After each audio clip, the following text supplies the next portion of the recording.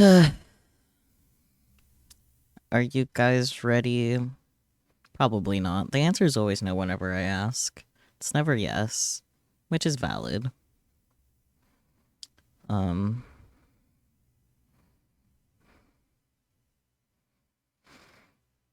Man. I'm not still muted, am I? Okay, the game capture was muted, but not to me. I saw something was muted. Anyways. Wrong button.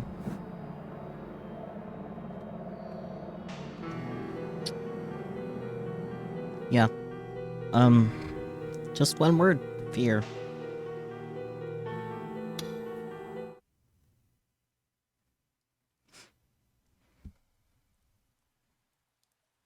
視線が空から降ってくる。その瞳はいつ誰もいない。誰も動いていない。体が動かない。僕の名前は西条匠。17歳。水明学園2年。片付けろよな。誰だよ散らかしっぱなしにしたのは。って僕か。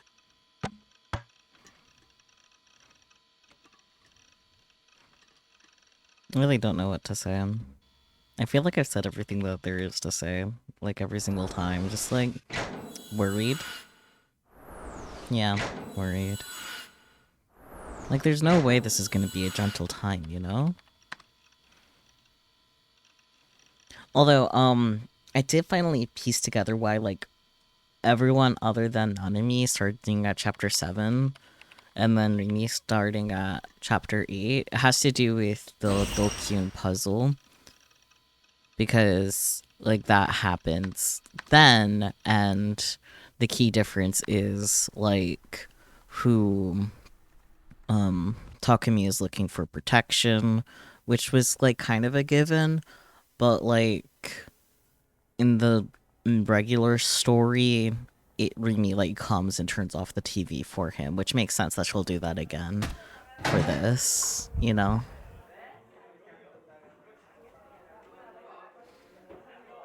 And here we are. Here's the one that matters. The first one. And we need to have a positive reaction. Which is different. I don't think we've ever had a positive reaction to this one before. Yeah. Why the hell would I want to go see blood? It'd be way too scary. This wasn't a haunted house or a horror movie. People were really dead and the killer was still on the loose. I didn't want to go anywhere that could be even the slightest bit dangerous. Actually, was that the new gen killer's motive anyway? Was it just some crazy person with a few screws loose, doing it for fun? That was probably the safest assumption. Not that I cared anyway. It had nothing to do with me. And by the way, I happen to be a bit of a mass murderer myself. And what's more, no matter how many I killed, everybody still called me a hero. Of course, this is an ESO, lol. Just comparing me and the killer made it clear how much better 2D is than reality. QED. I desperately tried to refuse Misumi's offer, while imagining myself delivering a flurry of violent jabs. The murder? Oh yeah, I'll kick their butt the second I see them. In my delusions, at least, I could kill anybody, and save anybody too. That's the same. Like, I remember that line specifically. But anybody who actually went and did that stuff in the real world was just an idiot. They weren't thinking about what would happen next.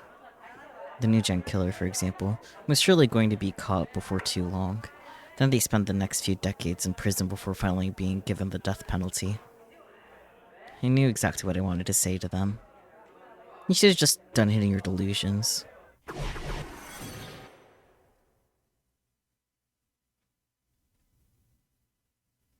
I went to buy dinner. I took the route I always used to go to the local convenience store.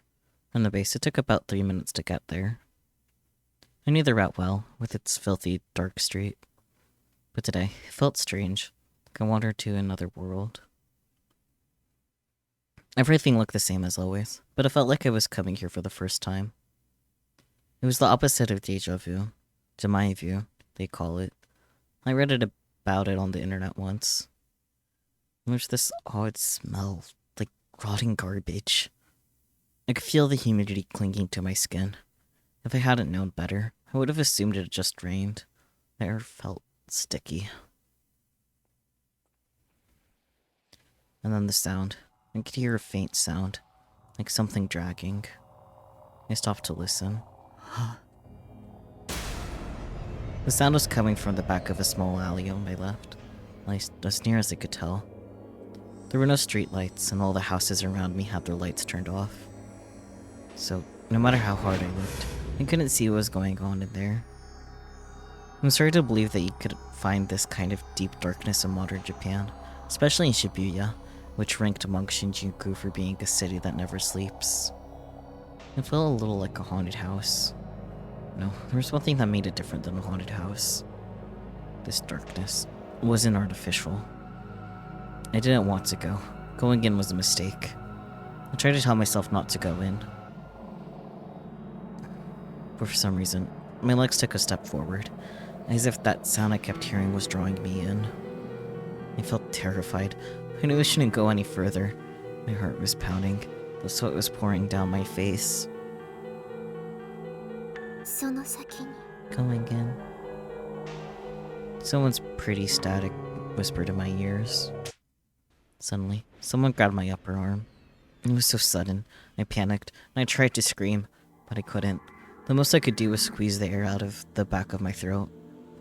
I wanted to run away in fear, but my body wasn't listening to me at all. My legs froze and I refused to move as much as a millimeter.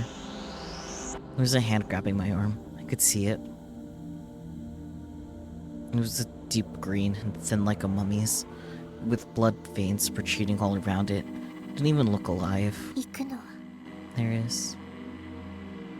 I could easily have fallen to the ground and pissed myself right on the spot, but the voice felt strangely pleasant. The fear within me that had threatened to explode a moment ago gradually began to subside. 危険 Dangerous. Low, tense voice. I slowly turned around. The first thing I saw was the crest of Suime Academy. It was on the chest of a Suime uniform. The person was wearing a skirt, so probably this was a girl. But I didn't have the courage to look at her face. She was closer than I thought, and it was all I could do to look away. Something was wrong. I looked back at the hand holding my arm. It had the thin, dainty fingers of a girl. It didn't look like anything like the grotesque green thing I'd seen a moment ago. Who was this girl? What did her face look like? What does her face look like as she looks at me? What was she doing here? I couldn't tell why, but it felt like I knew this girl. As I looked at my arm, and the pale white hand holding it, my man began to create an illusion. The girl. Tied her hair with ribbons. Yes. Wore glasses. No.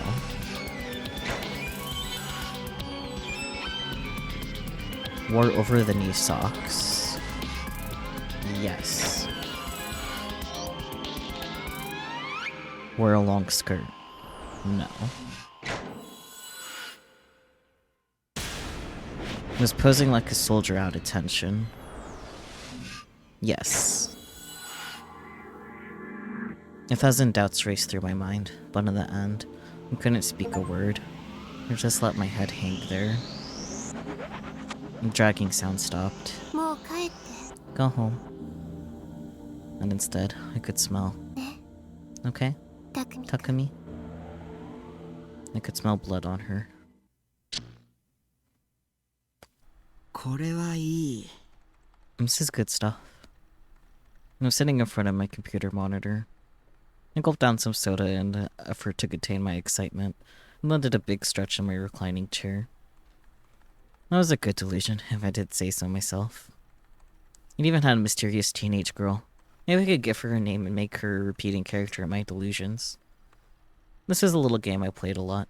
I could cast her alongside another character. Maybe Seira-tan. She seemed a different type than Seira-tan, though. Hmm. Either way, the great thing about delusions was that you could mix up 2D and 3D. And in my delusions, I was God. Anything I wanted to happen happened. 次はちょっとエロ要素も Maybe I'll add in something a little naughty next time. I was so used to being in my base that I actually whispered aloud. I forgot that this was a net cafe. I quickly put my hand over my mouth. I looked around. I didn't feel like anybody had heard me, at least.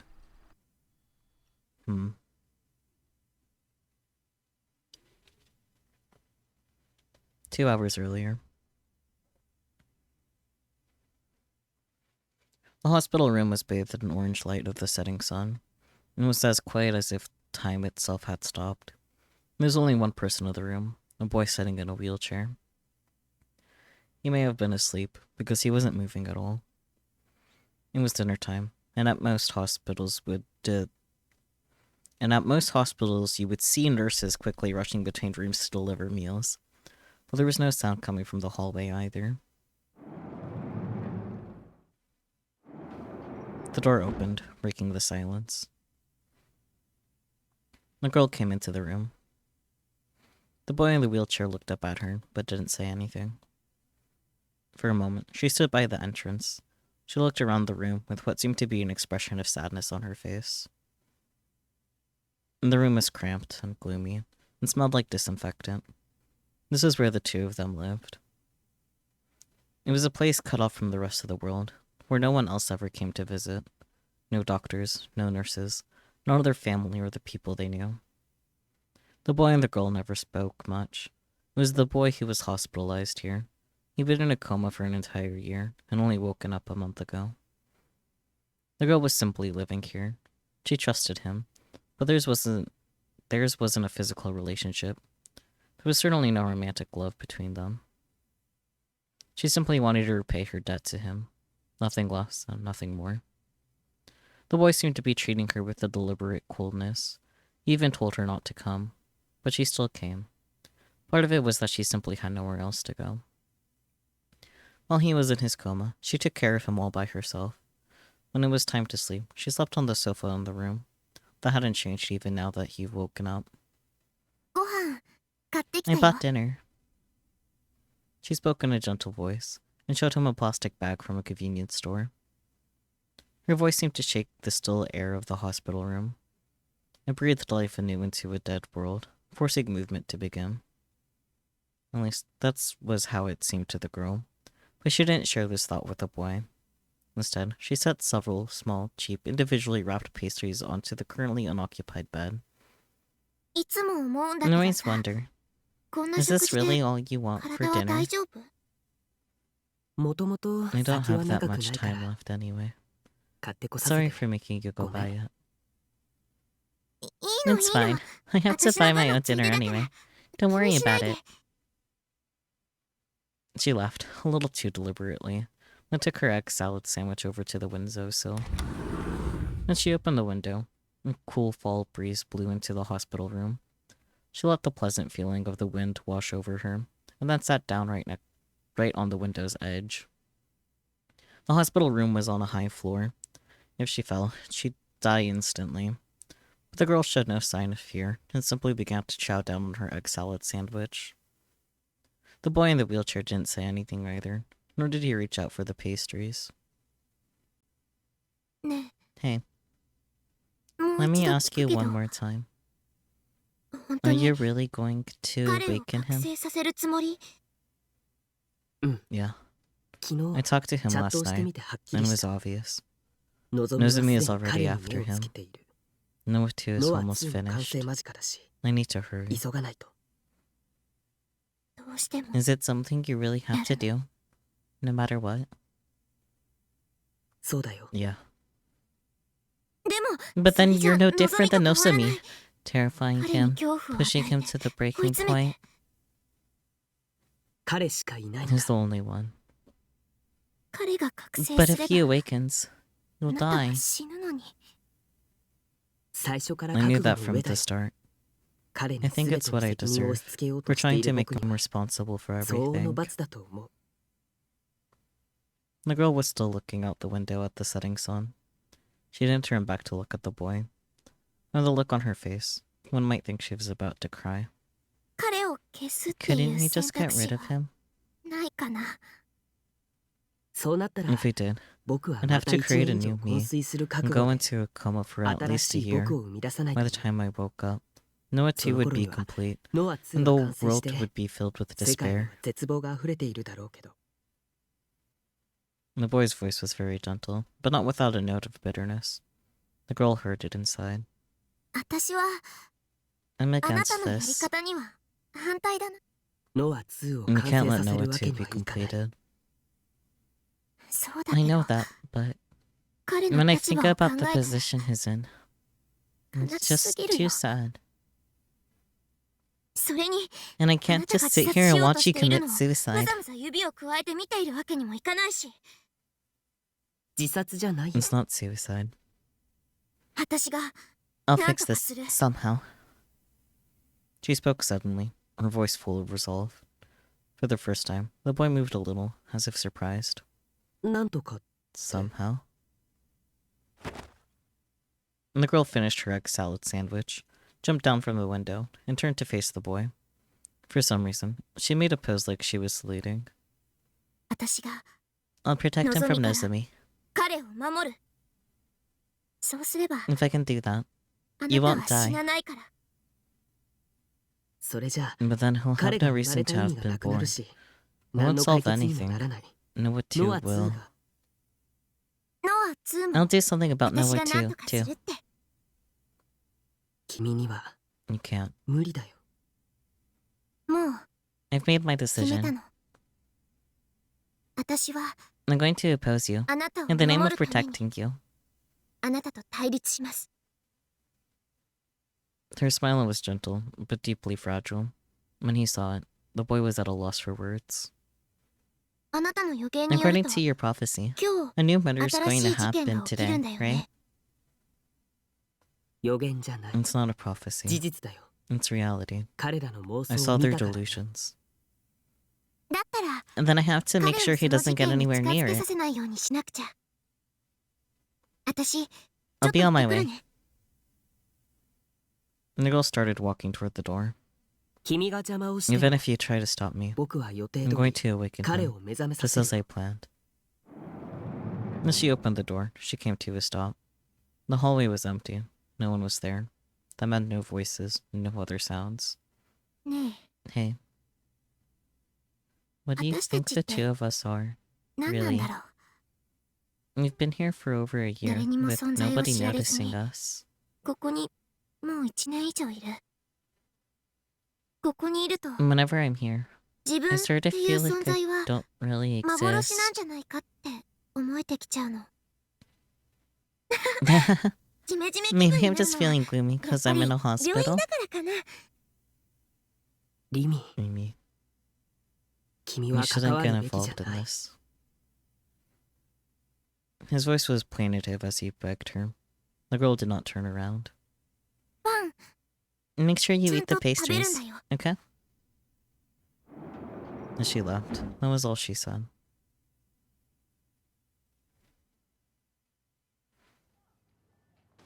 Interesting. She heard the sound too. At first, it was a whooshing sound, like something slicing through the air. She'd also seen the strange man who held the bag that made that sound. She'd chased him, but he'd gotten away. It was after that when she heard the echoing of the other sound, the loud, metallic sound of sticks being pounded into a wall. She could still hear the whooshing sound a little too. The two sounds seemed to resonate, making her ears hurt. 手遅れ。 It was too late. She bit her lip a little, then ran toward the source of the sound. What she saw there was a corpse staked to the wall in the shape of a cross. She panicked and looked around. In all honesty, she didn't care whether the victim on the wall was alive or dead. Of course, if they could be saved, that would be for the best, but it wasn't her highest priority. Takumi Nishijo couldn't be allowed to get anywhere near here. She had to keep him from feeling afraid. Where was he? She looked back at the body.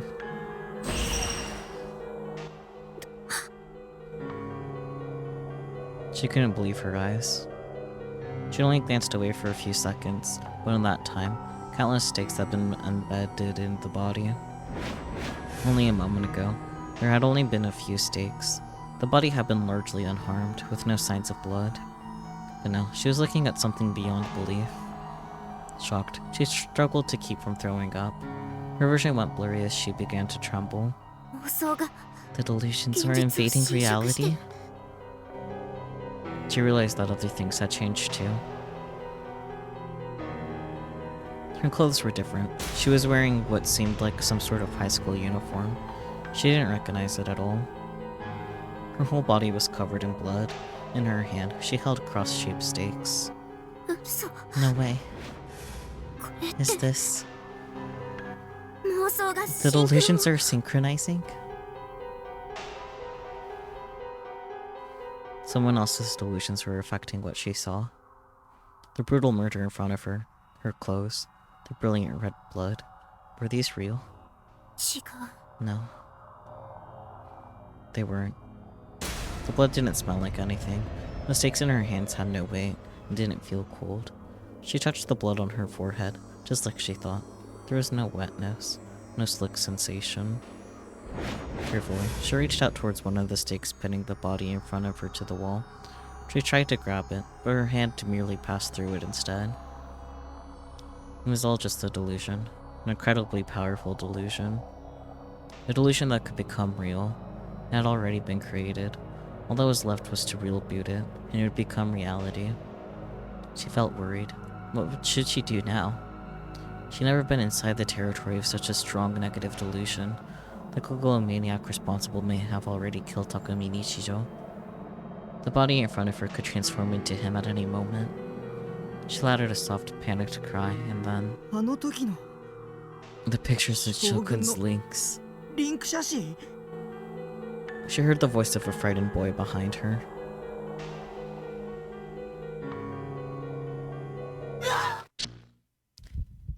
I see. In a large general hospital in Yogi, it was time for rounds on the ward, so most of the nurses were away.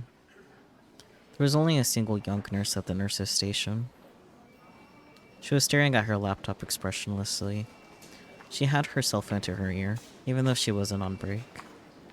Cell phones were forbidden in the hospital, but she made no effort to conceal herself. Her emotionless eyes were staring at a chat log on her laptop screen. ええそう Yes, 現 that's れ right.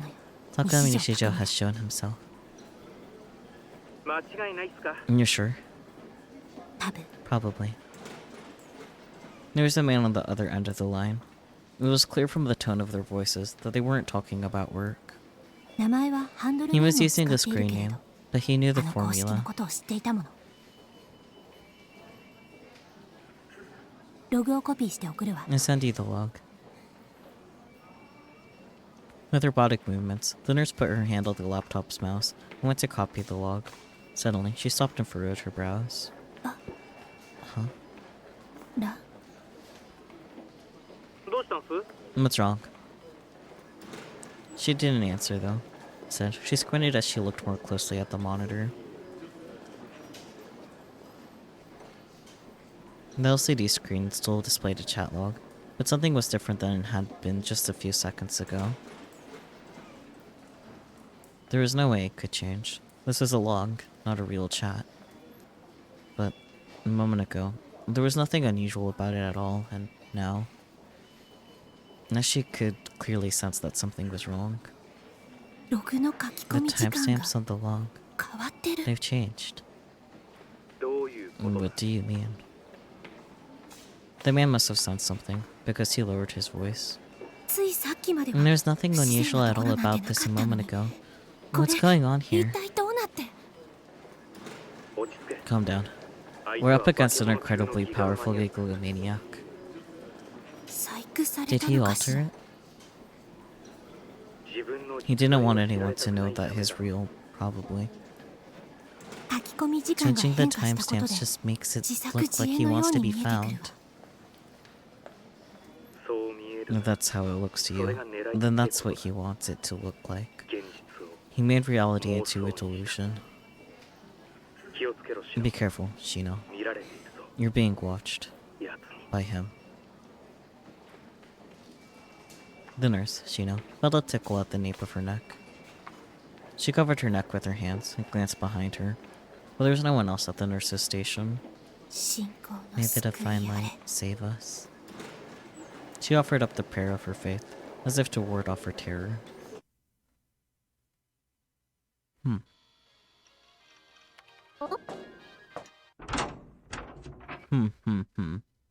Interesting. コーラしか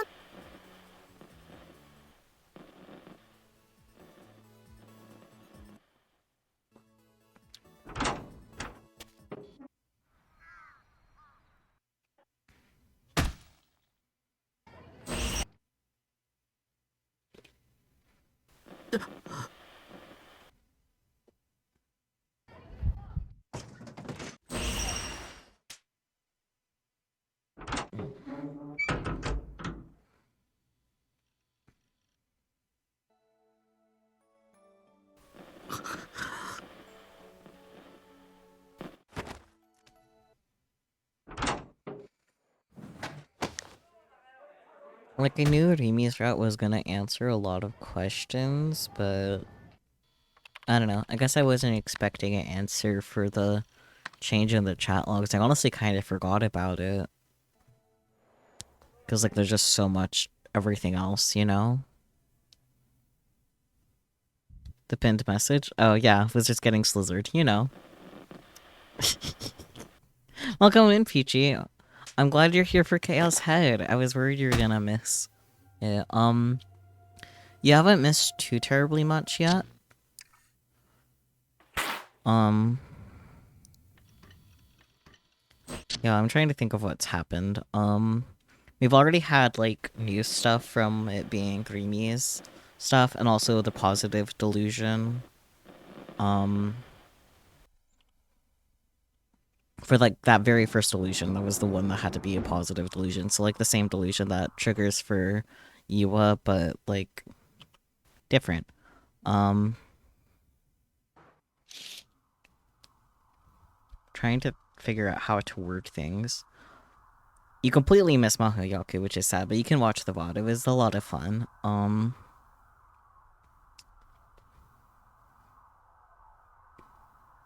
Basically, the positive delusion wasn't too much different than, like,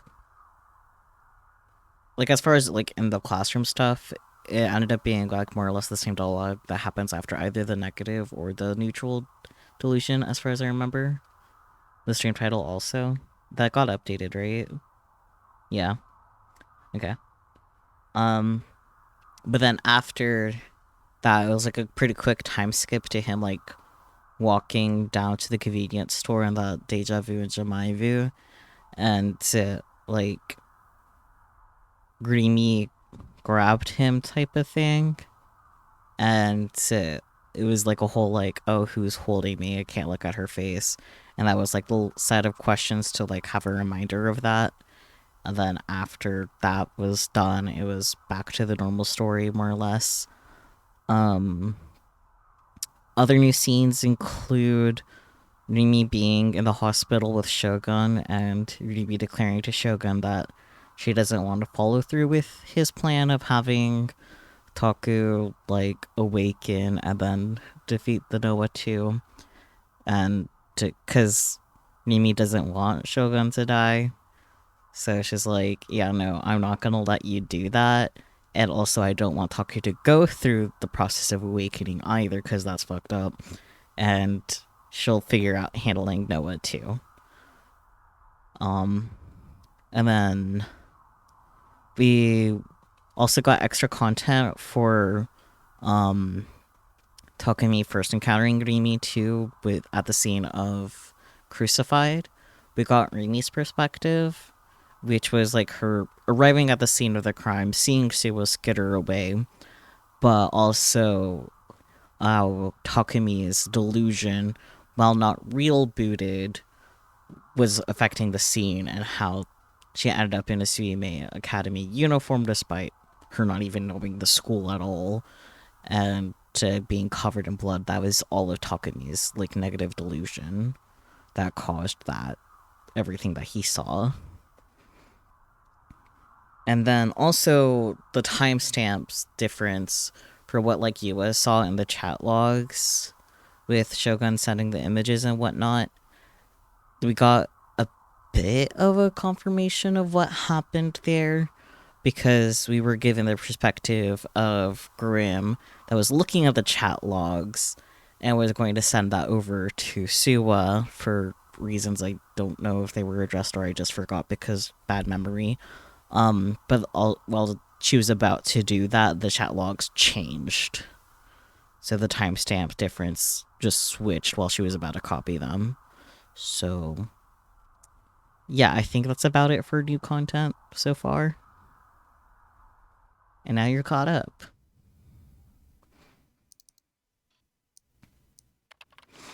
I kind of wish I had the option to do Wizards after Chaos Head, because Wizards would have been like a great like mood lifter, because I know this is gonna be a time TM. But Wizards was a lot of fun, if you couldn't tell from the pinned chat message.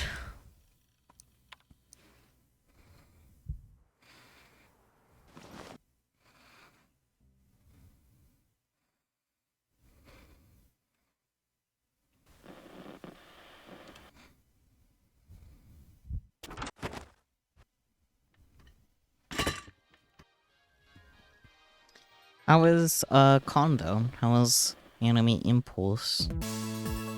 And I hope you had fun while being out and stuff.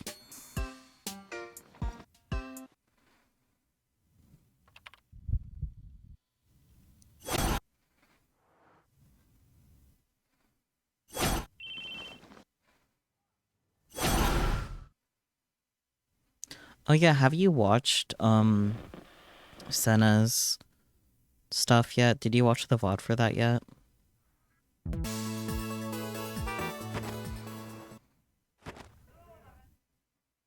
I'm not sure there's anything from Senna's route that would necessarily be important before going into this route, but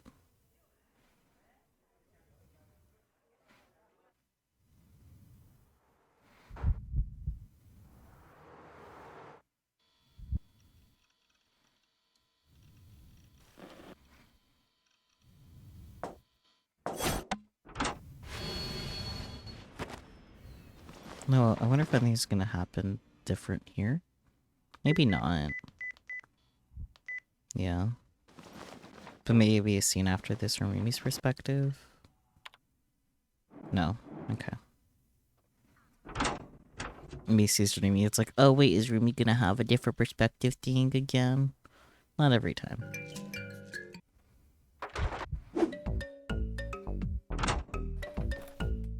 Nanami is cute and deserves so much better.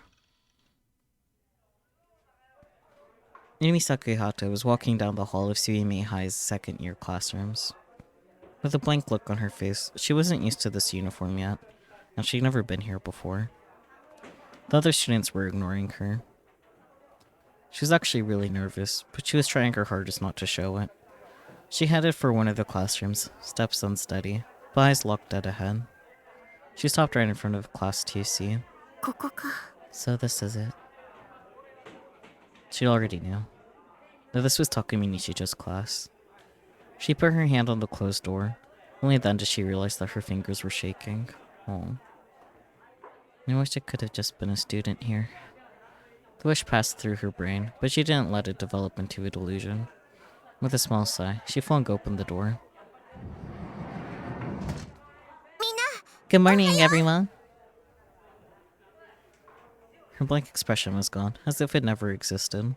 She was loud and cheerful enough to startle the rest of the class. She put her right hand up to her forehead in something like a salute, and greeted the rest of the class. The class fell dead silent. School hadn't started yet, but half the students were already in their seats. They all looked at her, suspicious and confused. It was only natural that they would be. Nobody in this class, no, this entire school knew that Rimi even existed. That's why she needed to ensure that she had everybody's attention. Ah. Her D-sword was in her hand, but nobody reacted. The blade, with its strange metallic wings, was still in the delusion stage, and nobody could see it. For now, that was enough. Her mind wove a delusion. Her feelings were unleashed in the eyes of everyone looking at her. They all blinked in unison. And the air in the room, which had frozen with Rimi's far too cheerful greeting, suddenly relaxed. Rimi smiled at the classroom once more. おはよ Good morning. おはよう、咲 Hey there, Sakihata. Hey, う。リミ you're too 朝 loud っぱら for から it to be 声 this 大きす early, ぎ Rimi. もっと静か Try に to 入っ keep て it こいよ down, な would you? No one spoke to her as if they'd known her for a long time. A few seconds ago, the class hadn't known her at all. But that just changed. Rimi's delusion was transmitted to their minds, creating a shared awareness. The entire class became aware of the fact that Rimi Sakihata was the classmate of theirs in Class 2C at Suime Academy. 2 days ago, she tried it on Takumi Nishijo, Taku, and it hadn't worked well. She was worried it might not work this time. But it looked like she was worried over nothing. Her classmates all smiled at her, and she breathed a sigh of relief. She dissolved her D-sword and headed for a desk in the back where nobody was sitting. This desk was also something she created from her delusions. Rimi set her bag down on it, but instead of sitting down, she walked toward one of the male students. よ Hey, リミ Rimi. よ Hello, Misumi Daisuke Daisuke. Misumi. ミスミ Daisuke 大輔 Misumi. ミスミ大 Daisuke 輔 Misumi. Rimi said the name 3 times, as if feeling it out. なんで3 Why 回 did you 言った say my し name かも 3 フルネーム times? And my full name too. そういう気 I 分だ just った kind か of ら felt だよ like it. 大 Daichin? 地 Misumi was Taku's friend. He had a handsome face and a clean-cut appearance. Yeah, it's a problem because he's a bastard. Rimi had no idea how he'd come up to be friends with Taku. Because he's goofy, I don't know. It was possible that the relationship was fake, kept intact only by one of Takumi's delusions. I guess that's possible, but I think Misumi is just goofy. Or maybe Misumi had just taken a liking to him. It didn't matter which. What mattered was that he was Taku's friend, and that Rimi's own delusions had created her new memories within him. タクは Miss Taku.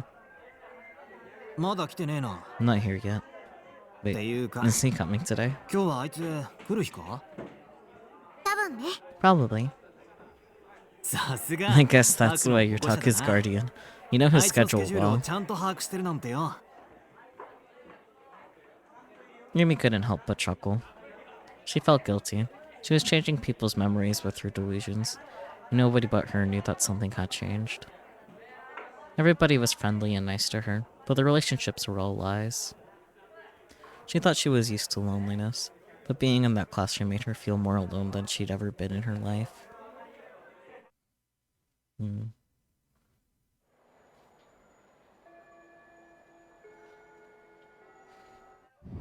Interesting.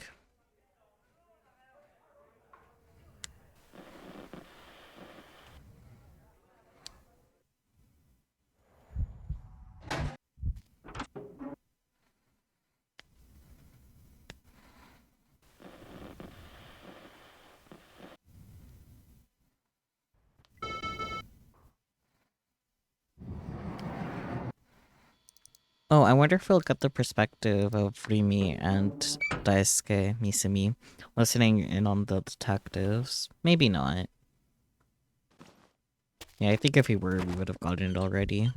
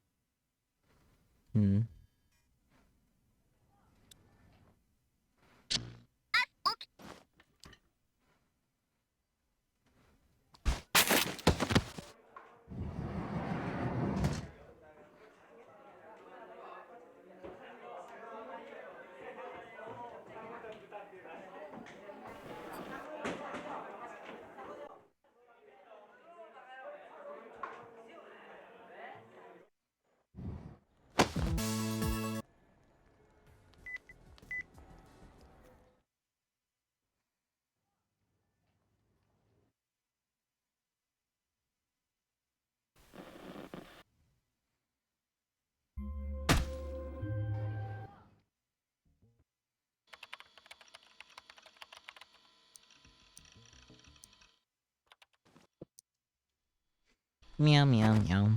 Meow meow meow meow meow meow.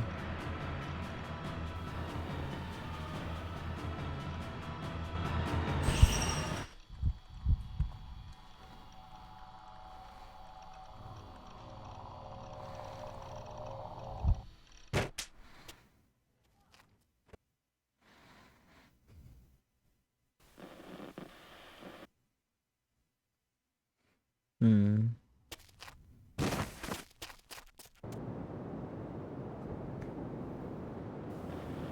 PT, are you still out there?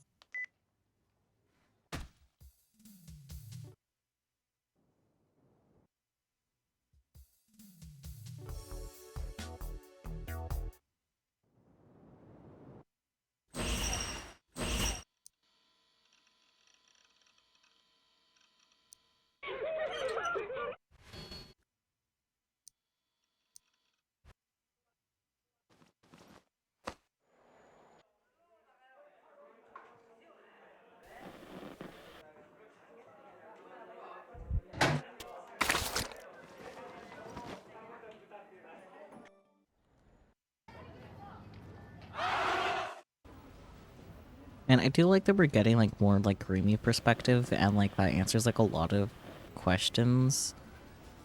But like at the same time, it really doesn't like help me figure out what to expect is gonna happen. Not even a little bit of an expectation. I know the best thing with Chaos Set is to expect nothing, but still.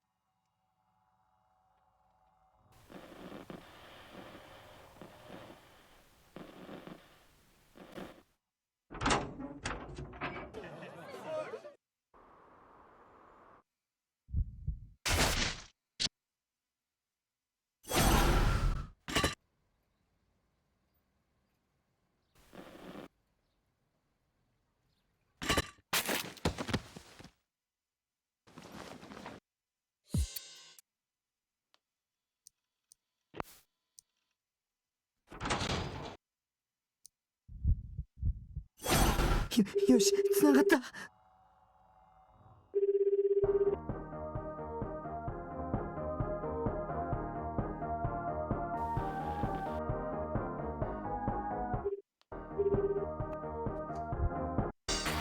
Oh, handy.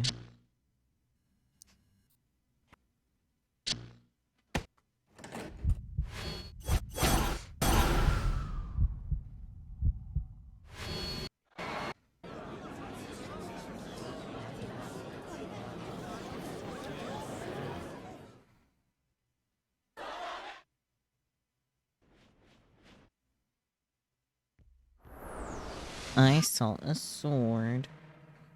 Yes. I saw a sword clearly. Also, yes. If I could move from here, I could go get it. No. I could see the sword someplace that wasn't here too. Also, no. It's not actually a sword, yes.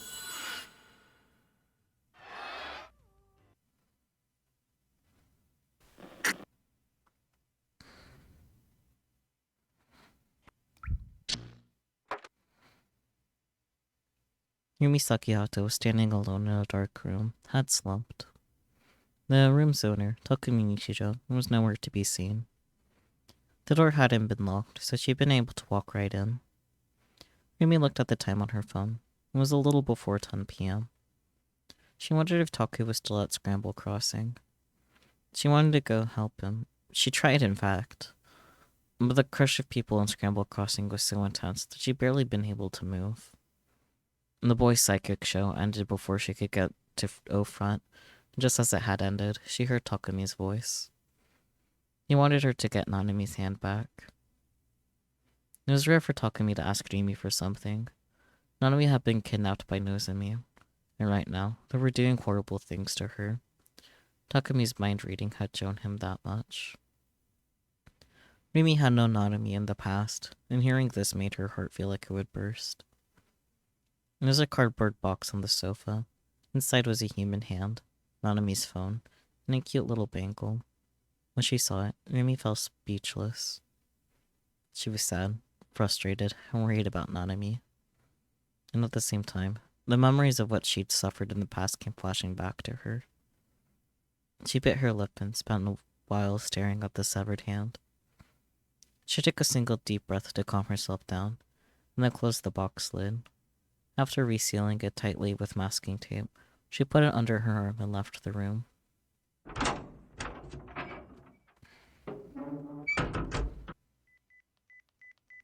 She took out her phone and used its built-in TV tuner. A moment ago, they'd been doing a live broadcast from Scramble Crossing. She'd wanted to see it. But all the channels were showing nothing but commercials. The live broadcast must have ended. Taku probably wasn't at Scramble Crossing anymore. Then, with nothing else to do, Rimi headed back to the room where Takumi waited. The lights were off and the room was dark. Like always, Takumi was in his wheelchair, not his bed. ナナミの腕は Do you have Nanami's hand? Yeah, 持ってきた。 I brought it. She handed him the box. ありがとう。 Thank you. 直せるかな。 Can they reattach it? 直せるよね。 They can, right? わからない。 I don't know. でもこの But 病 this 院なら hospital has a 冷凍保 cold 存しておけ storage る設備 system. がある。 It'd be a lot better to keep it cold, rather than just leave it to rot. But there's no guarantee they could ever reattach it. She felt like what he was trying to tell her. 大丈夫。 Don't worry. きっと They'll be able to fix it. 治るよ。 Rumi decided to be optimistic. きっと治るって She'll be okay. 信じ I る。 believe it. もっとも Of course. その前に We have to ナ get ナ her ミちゃん back を助け出さなきゃい first. けないけど。ナナミは殺される I こと don't はな think いと she'll 思 be う。 killed. 焦って動く We こと don't は need ない to よ。 rush. 冷静なんだ You're ね。 pretty calm right now. ごめん。 Sorry. 今言った言 Just 葉 forgot は I said 忘れて。 that. それより、 Anyway, タクは今ど do こ you に know い where るかわか Taku る？ is? この病院に He 搬送 was され brought てき to たよ。 this hospital. 精神科の He's 病室 asleep で in 眠 the って psych る。 ward. そうなの？ Really? Yumi's eyes went wide, and she ran out of the room. The hospital was closed to visitors, and the lights were turned down. She walked softly down the hallways as she went. She already knew that people from Nozomi and the Cosmic Church of Divine Light had infiltrated the hospital's staff. She couldn't do anything that would attract attention. When she got to the room Takumi had told her about, she made sure there was nobody inside before slowly opening the door. The room's furnishings and walls were a solid white, without a trace of warmth to them. Mimi soundlessly walked over to the bed. Taku was sleeping there. His brow was furrowed as if he was in pain, and occasionally he would moan. His forehead was damp with sweat. Rimi softly stroked his cheek. ごめんね。 I'm sorry. あなたを I 守 couldn't ってあげら protect れ you, なくて。 she whispered sadly.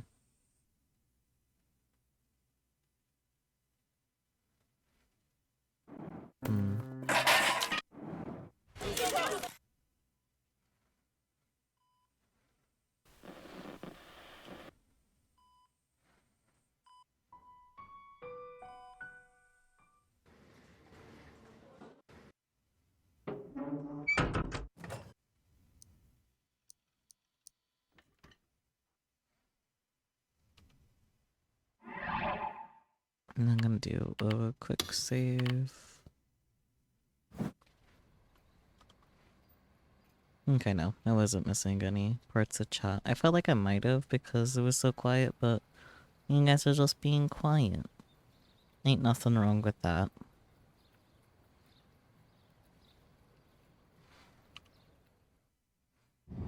Like, it's only happened the one time where my iPad just, like, wasn't actually giving me chat. But, like, ever since, I'm like,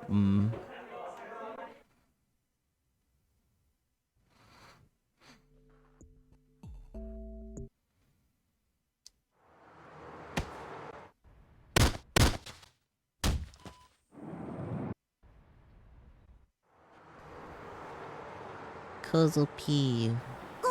I feel like I say that every time I get to this delusion. Yeah. だから価値はなくないよ。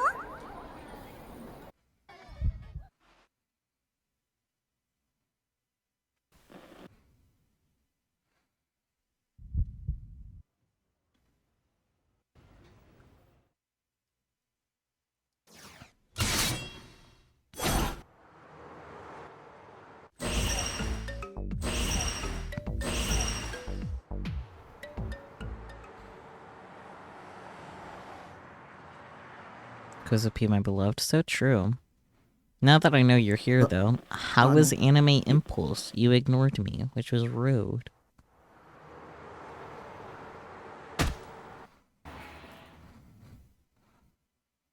Sorry. You left me all by myself. Takami's face is special, yes.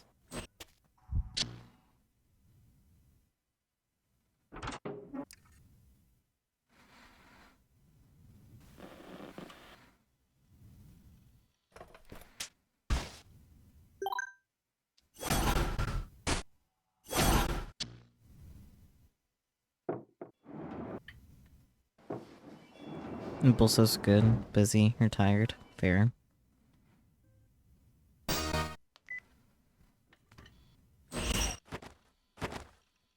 Yeah, I had also asked if you, like, got around to watching the Senna Vod. But of course you didn't answer, so...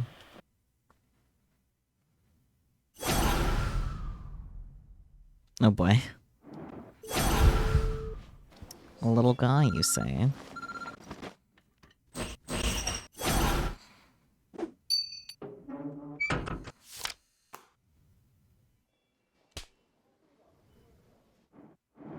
Oh, are we gonna get Rimi's perspective on that? No? Okay. You didn't end up watching it? That's fine. I don't think it'll provide any further context that will be necessary to Rimi's route. I do recommend watching it before next week, though. Like, I definitely urge you. Even if you have to, like, watch the edited video, because I'll be, like, a little shorter. Because next ending is the last ending, the blue sky ending, which you have to do all the other endings before you can even do that one. So, yeah. Isn't that crazy? We're almost done with Chaos Head.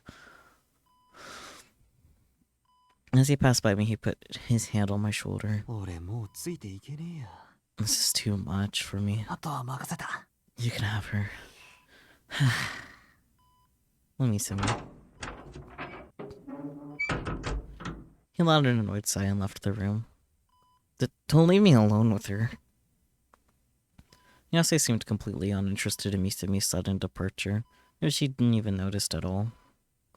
It was as if he'd never been in the room to begin with. She was always like that, always above everything that was going on around her. It was like she saw something different than everyone else. You created it, didn't you? That flower bed.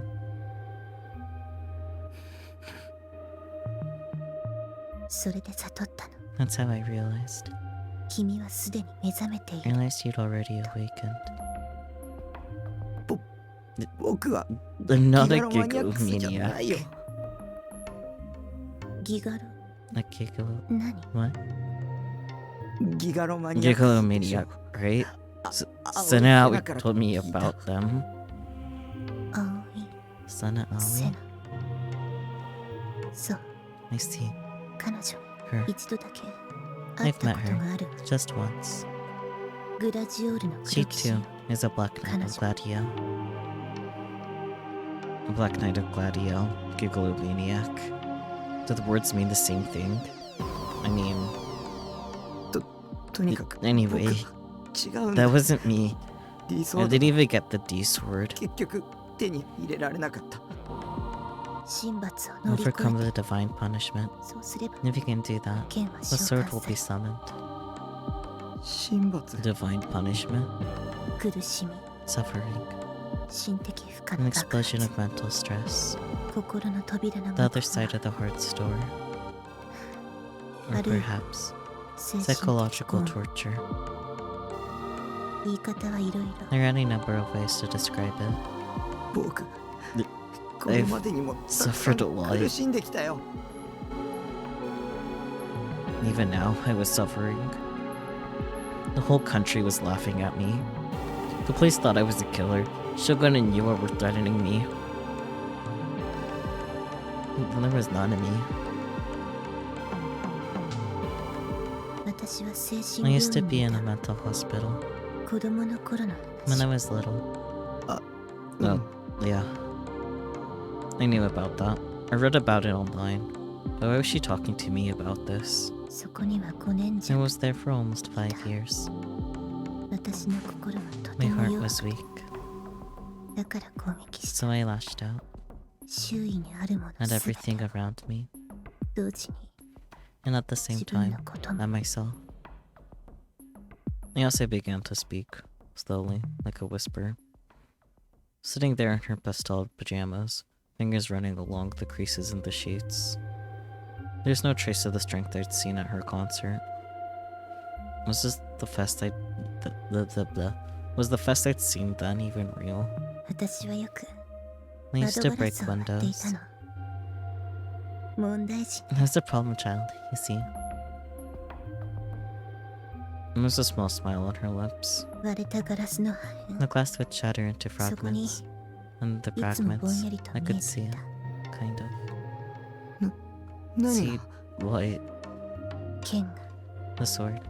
でも何 But 年 for も years, それが I 何な didn't の know かわか what ら it なかっ was.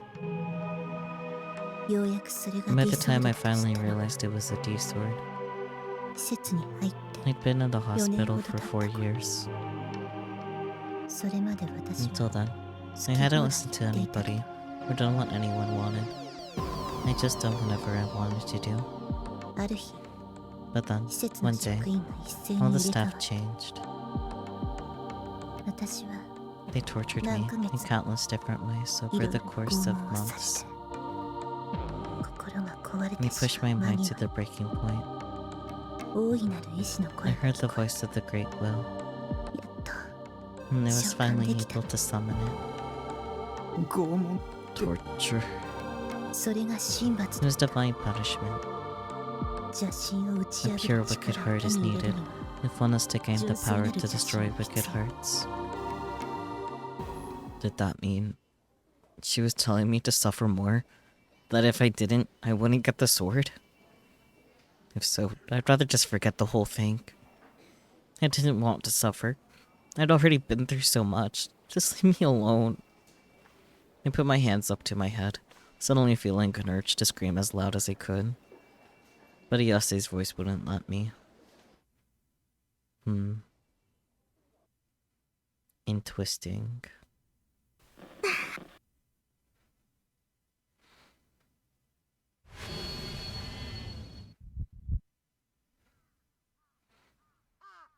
Indeed.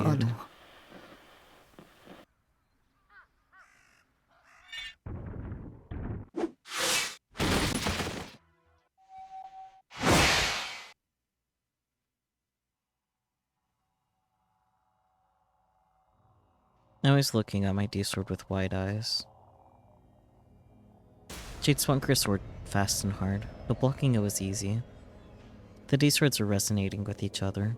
There was a loud howling noise coming from them.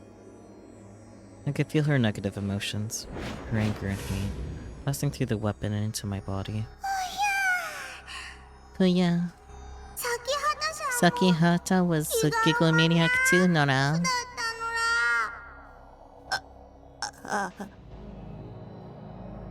Taku was lying there in shock behind me. The way he was lying there, the odds of him being able to get away on his own were next to none.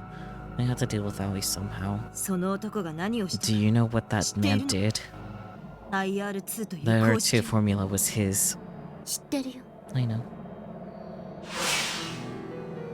I cut her off.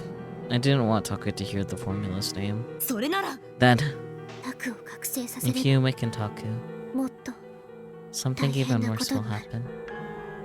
その前に I'll 殺す kill him before that happens. あなたには You 無理だよ can't. Aoi was aggressive, but she had the wrong idea about how to use a D sword. She was too direct, too emotional.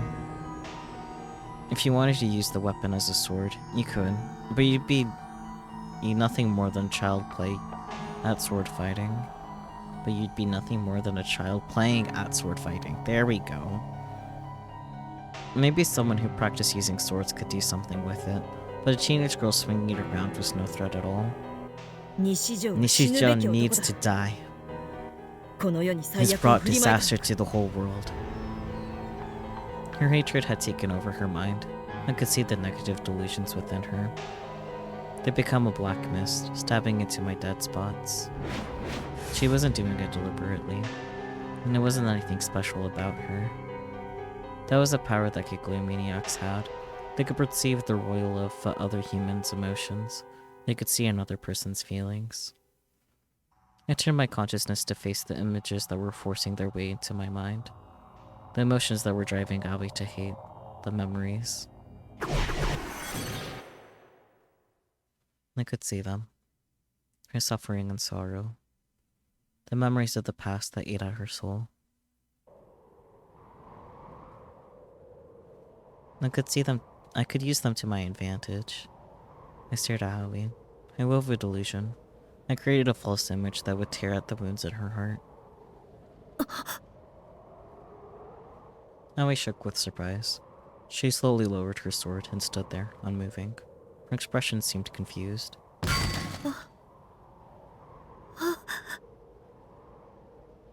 Her eyes were empty. She wasn't looking at me anymore. She wasn't looking at reality anymore. She was inside the delusion I created. All I did was give her a little push. Her obsessions would do the rest, and create the story I wanted her to see. Now I couldn't fight anymore. So... I froze. The voice was echoing directly in my head. After you mess up Sana's heart, what are you going to do? Are you going to kill her? Huh? I look over toward the shipping container. If you really are going to kill her... The blade was wreathed in an overwhelming menace, an intense ferocity, and a destructive elegance. So that was Orihara's D-sword. You're going on my bad person list. And the people who go on the list. She raised the D-sword and laughed loudly. Kazupi kills them all. I'm... Kill them! Taku screamed. Sena and Kozupi are both my enemies. They were my enemies the whole time. So kill them. I don't want to die. Taku, be quiet. Okay, you're on the list. Takumi. Orihara smiled happily. And now, I'm going to kill you both.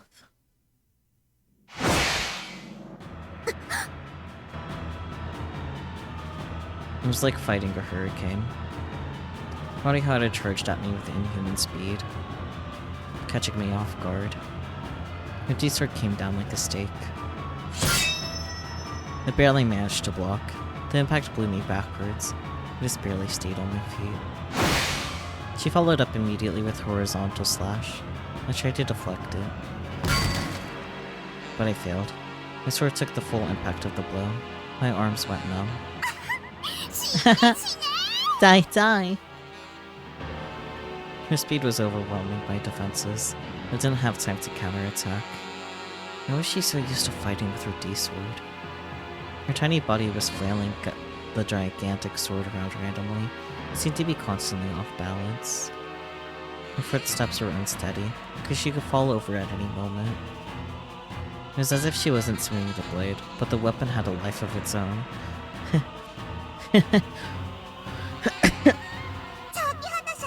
So both you and Takumi are bad people, huh? I'll kill you both. I won't let you kill Taku. As I desperately tried to block Orihara's attacks, I attempted the same trick I used on Aoi. I looked at Orihara's negative emotions.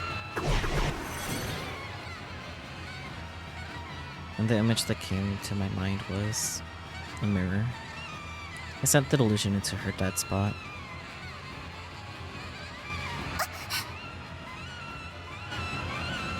She suddenly froze. Tears started to fall from her eyes. I sighed, relieved. I need to take Taku and get out of here now. And then I gasped, realizing something was wrong. I couldn't see Aoi. I looked around. She was standing at the edge of the roof. Aoi! I hurried over to her, but before I could, her body staggered and fell over the ledge. Huh?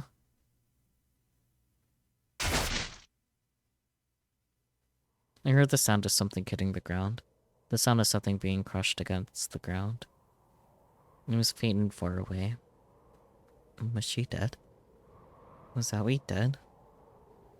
Because of the delusion I showed her? No, I didn't mean to.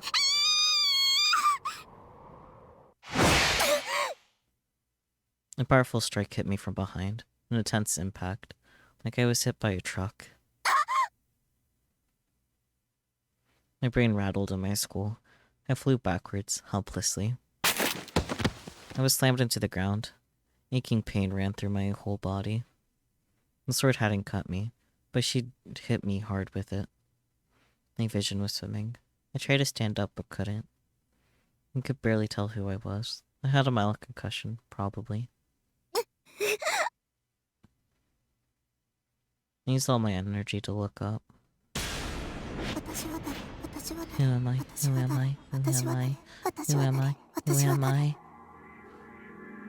Orihara was staggering around randomly, hands up against her head. She was shaking her head violently. Had the delusion I showed her made her go crazy? Who am I? Who am I?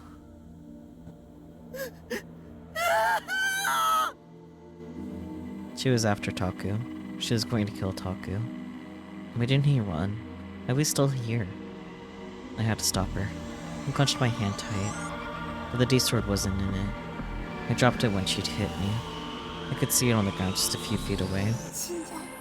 Die, die, die, die, die. Help me! Taku was begging for my help. I had to help him. I couldn't let her kill him. It was too far away to do anything. Orihara was already holding the D-sword above her head. It'd only take a second for her to kill him. He was lying on the ground, shaking, unable to move. In less than a second, I would come down and crush him. I had to help him, but there was no time. Countless voices rose up within me. My thoughts were a confused jumble. Countless pairs of eyes stared at me from within my heart. Countless mouths belonging to me were whispering. The whispers joined together, becoming a flood of voices, stealing away my sanity. I forced myself to stand up, but it was all I could do. No, I won't make it. I won't let you kill him. I grit my teeth. Taku was going to die. Kill. Kill Kozue Orihara. As long as Taku was safe, nobody else's life mattered. No, that wasn't true. Kill. Actually, it would be better if Taku died here.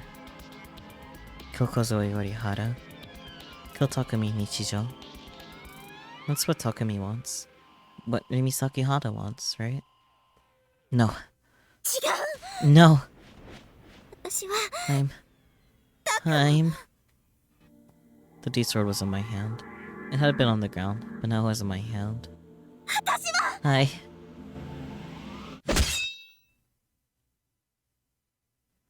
The sensation of ripping through flesh. I had no idea how I'd close the distance between myself and Horihara, but my D-sword was stabbed deep into her back.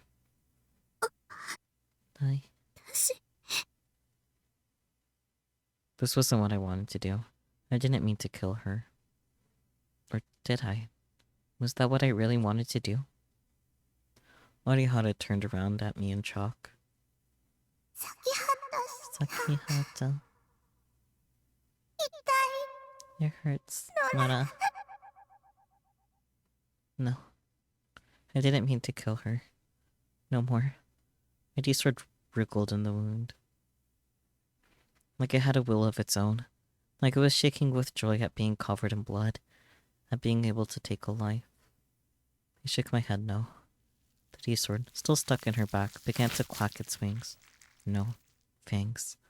It was ready to devour her. No. ダメだってば No. I tried to pull it out, but I couldn't. I couldn't move. I couldn't take my hand off the sword.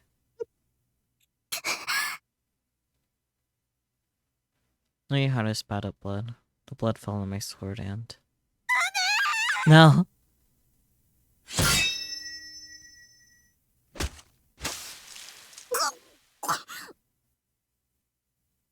Blood flew everywhere. Beautiful crimson feathers, falling down like rain. 違う No, 私 this は isn't what I wanted.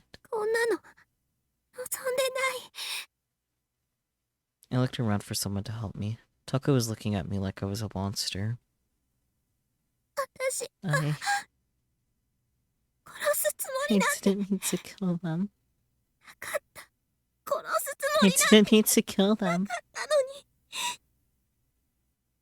But I had. No.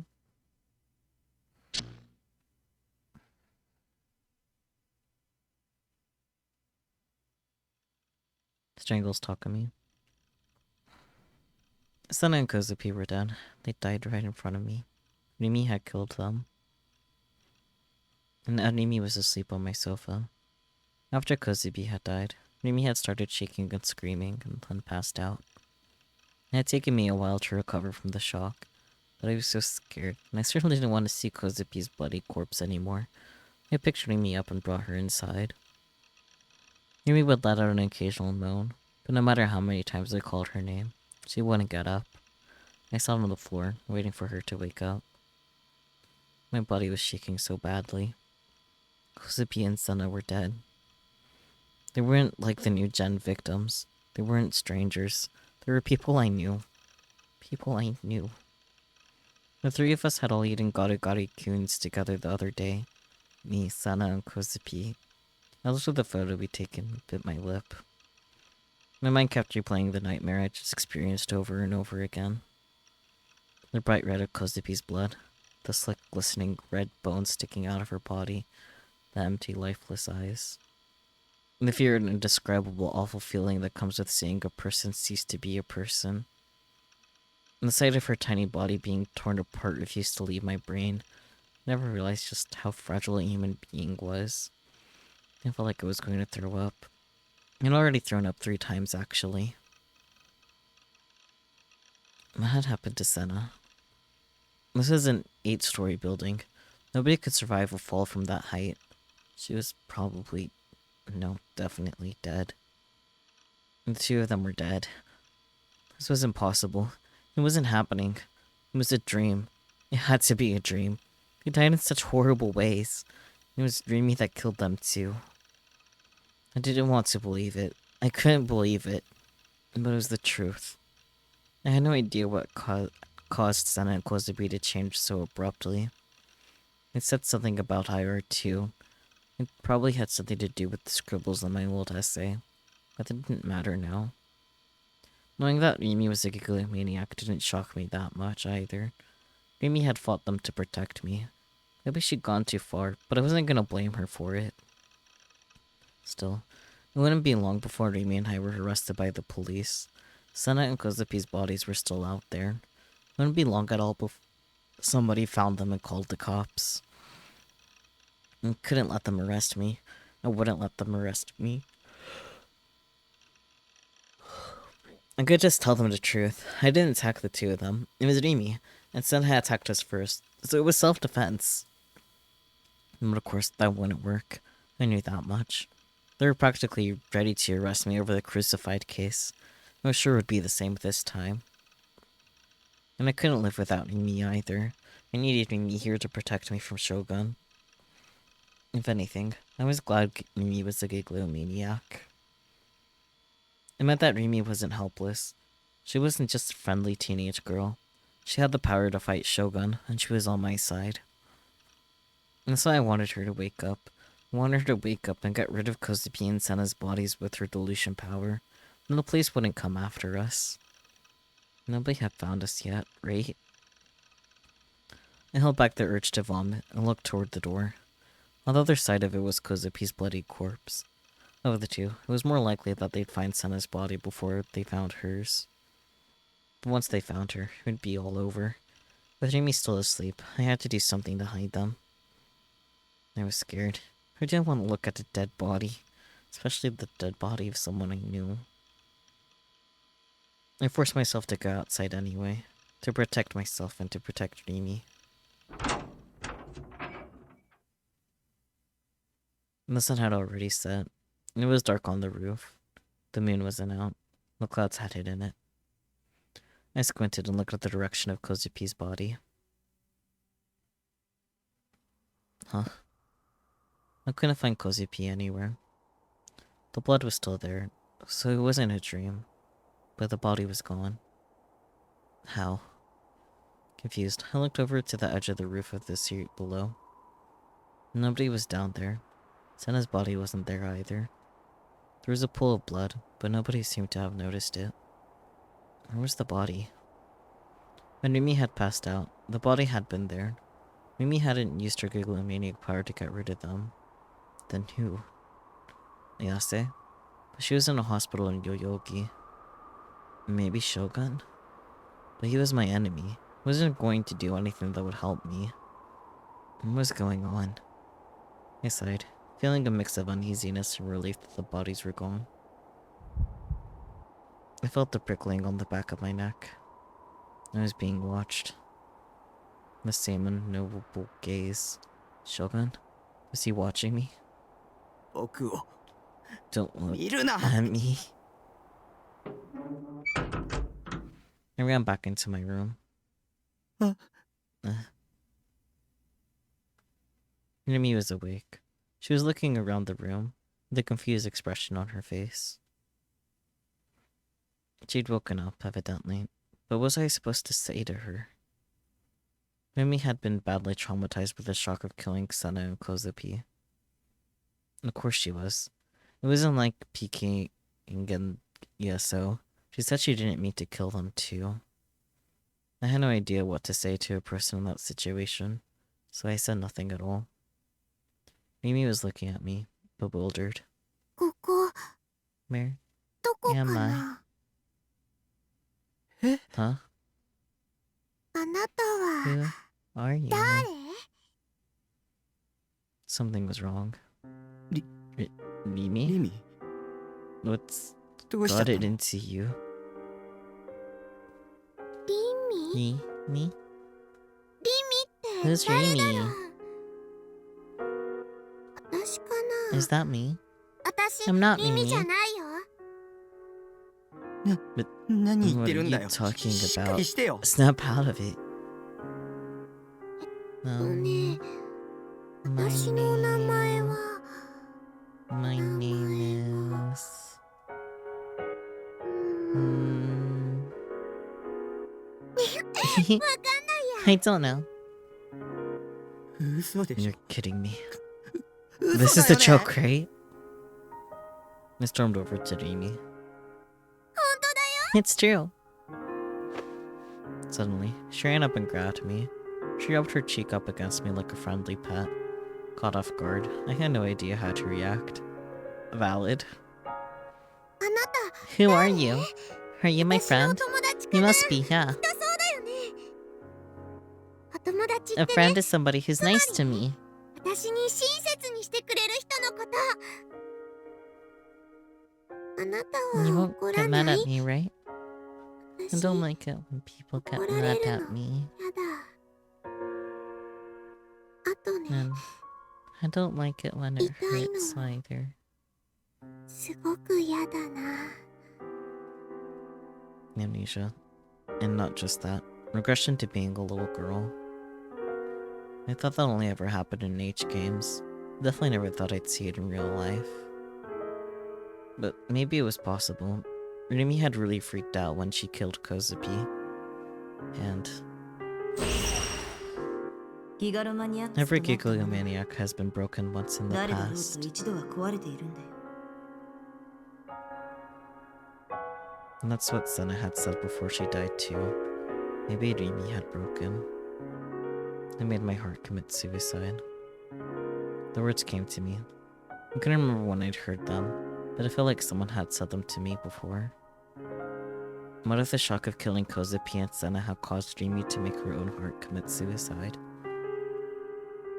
And what if the person I was talking to was a newly born personality? That explained why she was acting like a child. DID, dissociative identity disorder, multiple personalities, was the more common name. And that's what Yua had said I had. Of course, she was wrong. I didn't have DID. But what if Rimi did now? It was just a guess I had, but the Rimi in front of me now was far different than the one I knew.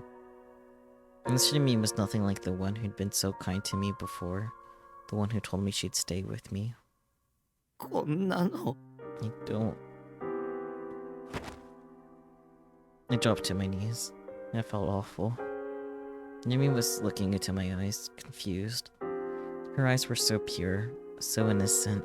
I couldn't look back at her.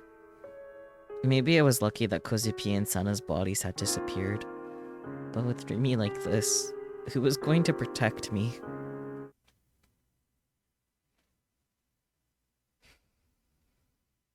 Rimi had, if I could call her Rimi, totally lost her memories. Or maybe this Rimi never had memories in the first place. 私は My name's Rimi? リミっていうの Yeah, そうだよ that's right. Rimi Sakihata. 先 Rimi は Sakihata? そうなん Oh, だ I see. She spoke like the name meant nothing to her at all. あなたは Who are you? お名前 What's your なん name? て言うのかな 僕は I'm Takumi Nishijo. Nichijo. She didn't even know my name. I felt a little depressed, thinking about all the other things I'd have to tell her. 西条 Takumi Nichijo. タクだ I'll ね call you Taku then. Huh? Taku. The same. She was calling me the same thing. ねえねえ Hey, タク hey, Taku. My hands are all sticky. 私ね手がベタベタしてるの And there was dried blood stuck to her hands. It was dark black and belonged to Kozupi. At least, it probably did. Kozupi had disappeared, but the blood was still there. ベトベト I don't like having sticky やだ hands.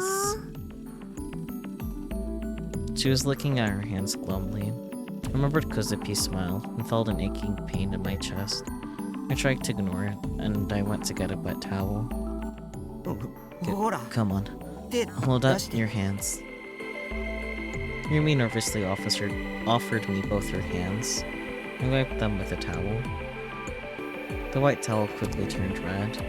I had to scrub pretty hard to get it all off. And I started scrubbing the spots between her fingers. It tickles. She laughed happily. She didn't seem to wonder in the slightest why she had blood on her hands.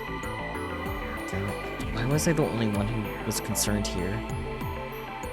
And why couldn't she wipe her own hands? Why did I have to take care of this little girl? Oh, I couldn't think that way. Rimi had tried to protect me, and whether intentionally or not, she killed someone in the process, and that had broken her. That's why I couldn't abandon her. It was partially my fault that she ended up this way. Look, you're all clean now. Thanks. My hands are all clean.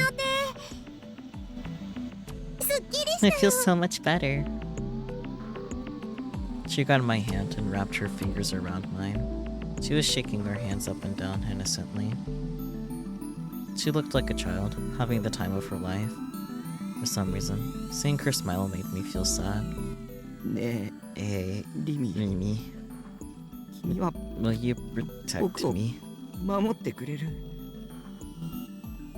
Protect? What? Me. I really don't understand. But you're my friend. You'll be nice to me, right?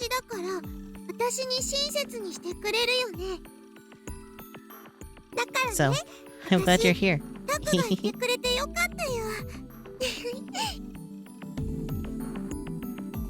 This is no good. There's no use counting on Rimi anymore. The Rimi who was going to protect me was nowhere to be seen. I sighed and my head slumped forward. Rimi didn't belong here. What was her home? I thought about calling her parents, but I didn't find anything with their contact information on it and her things. The teachers at school would probably know, but it was too late in the day for that. I realized that I didn't really know much about Mimi. Where did she live? What was her family like? What was her birthday or her blood type? I didn't know anything about her. There was nothing I could do. Taku. Taku. Mimi was tugging at the hem of my clothing and calling my name. Hey, Taku. I'm really hungry. What time was it? It was already dark outside. Time for dinner. But unfortunately, I didn't have anything in the house. I needed to go buy something. What do you want to eat?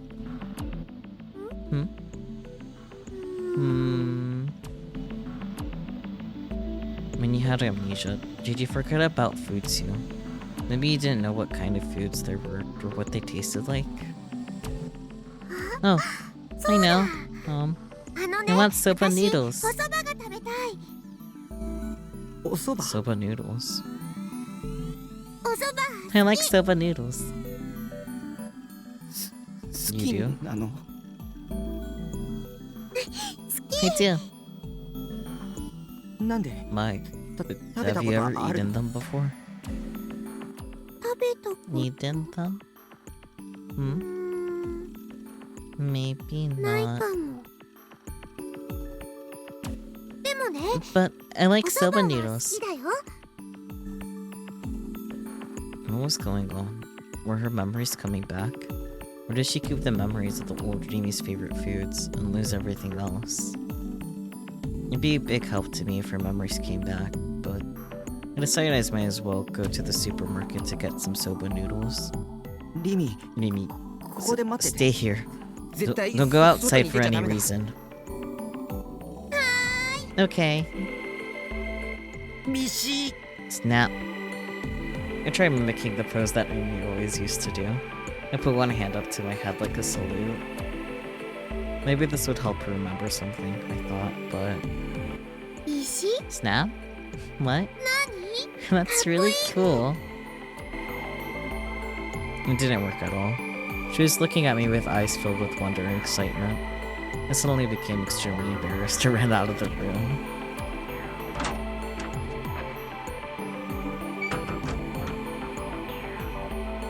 On the way to the supermarket, I looked around to see if any cops were nearby.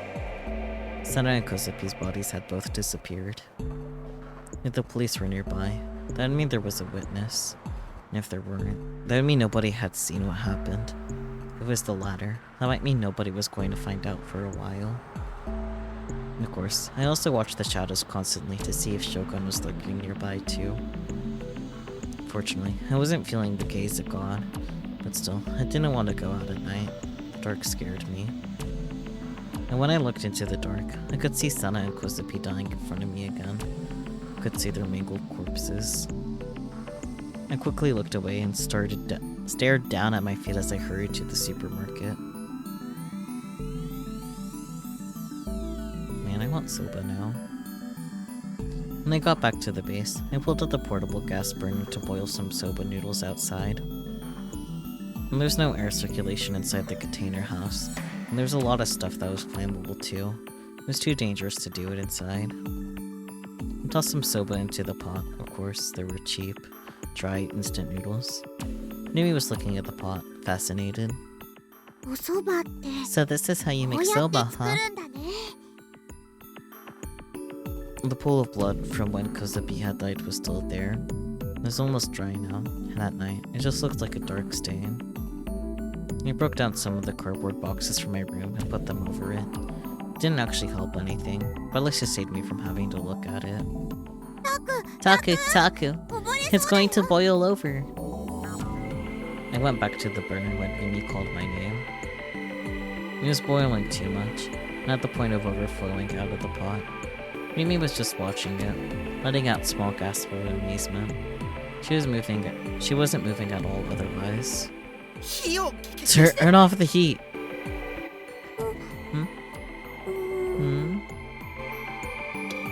Confused, she turned the dial on the burner and made it hotter.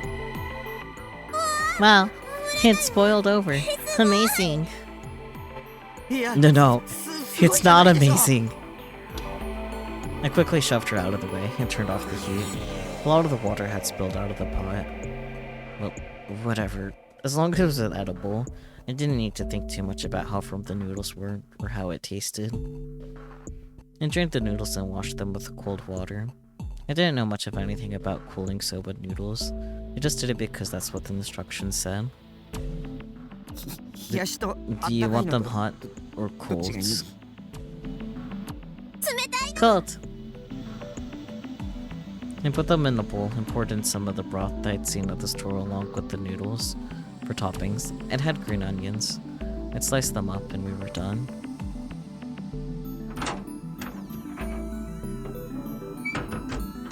I hurried back into the room with Rimi in tow. I could clean up tomorrow when it was light. For now, I didn't want to be outside unless I absolutely had to. I could still smell the blood. And even though I knew it was silly, I was still scared. I felt like Sana and Kozupi might come staggering out of the darkness covered in blood like zombies. ねえタク Hey Taku, 食べていい can I eat? Can I eat?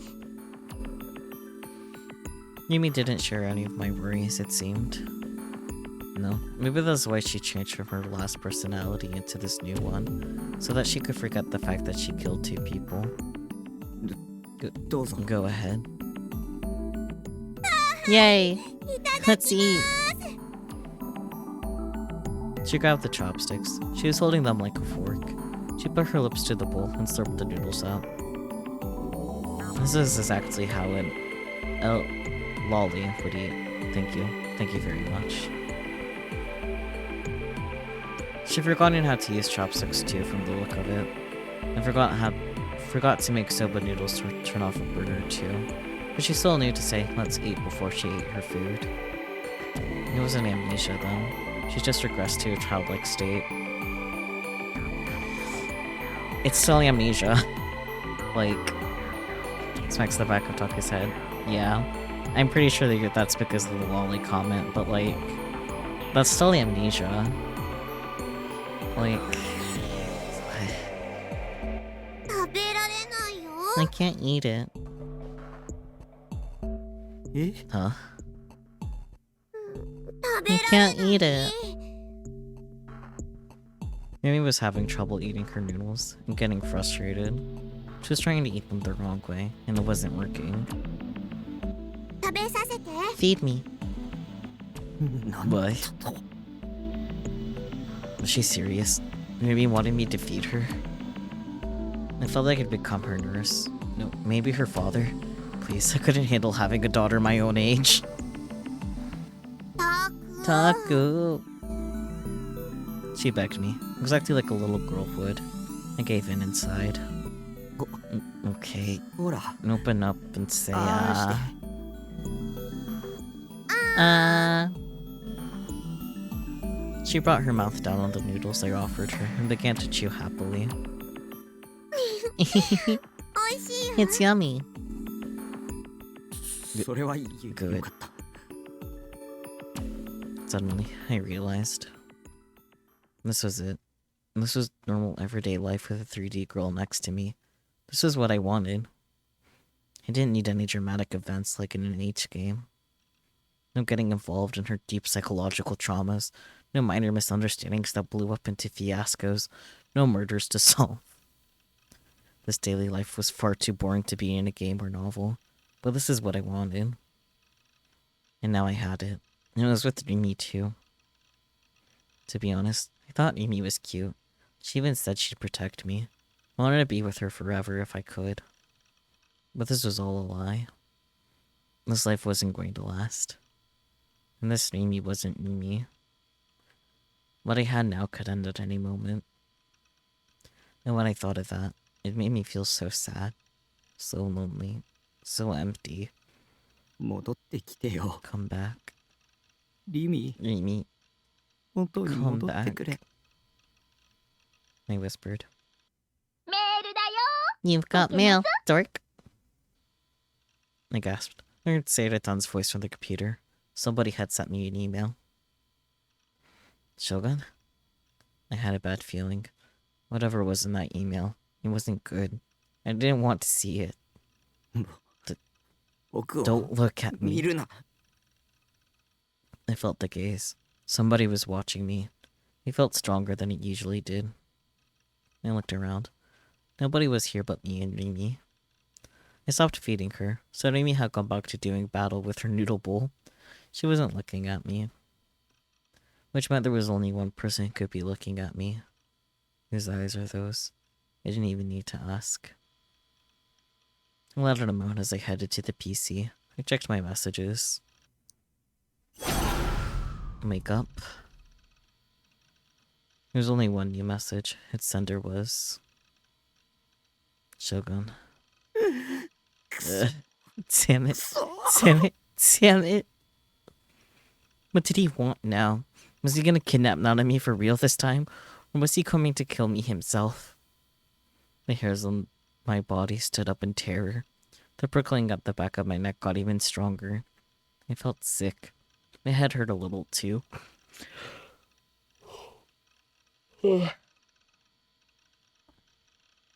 Please, don't look at me. I opened the email with shaking fingers on the mouse. あれ Uh-huh. There was nothing there. The title just read, wake up, and there was no other text. Wake up? What was that supposed to mean? Awaken to my gigalomaniac powers or something? No way. I felt like Shogun had said something similar the first time we'd met.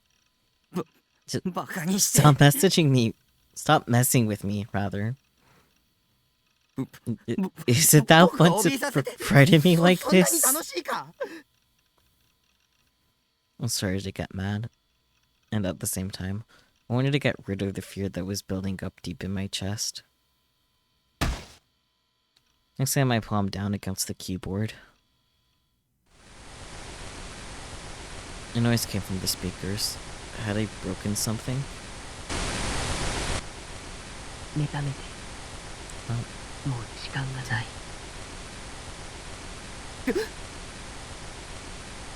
I heard a sound.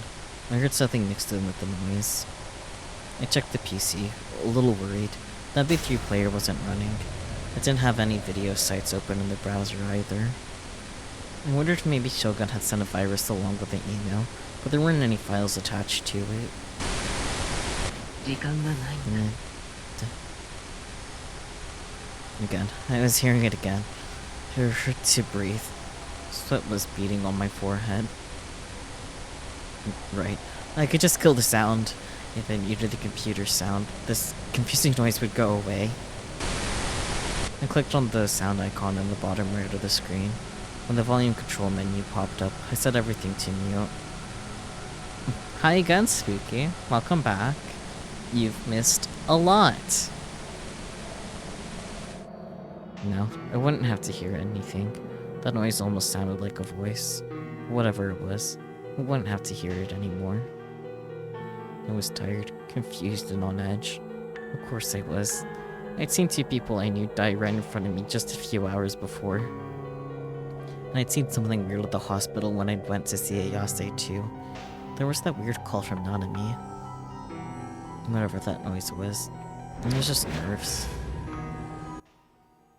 目覚めて Wake up. The voice. 時間がないんだ And there's no time. From the speaker. もうすぐ The third サー mount ドメルトが起き is almost here.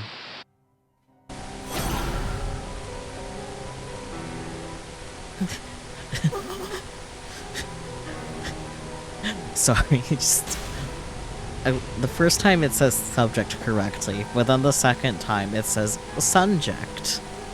Subject. So true. I heard it clearly. It was him. Shogun's voice. Just like when he'd spoken to me at Scramble Crossing. How?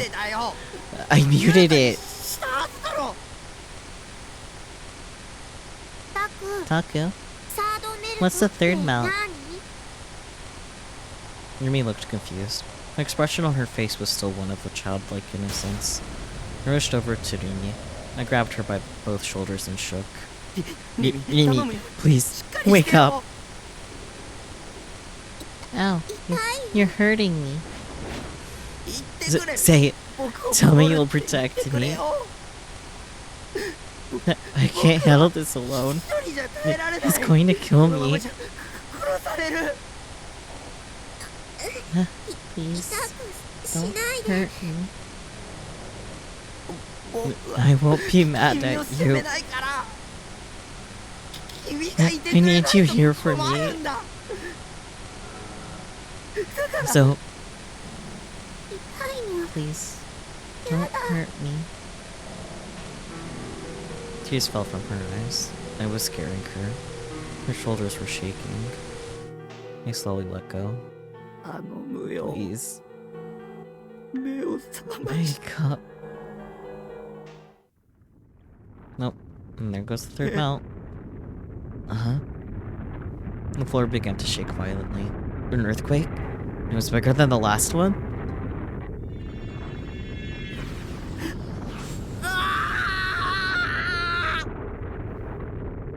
There was a violent ringing in my ears. The high-pitched sound of something resonating in a way that threatened to split open my head. It was like thousands of tiny needles being stabbed into my ears, my brain being thrown into a blender. And then...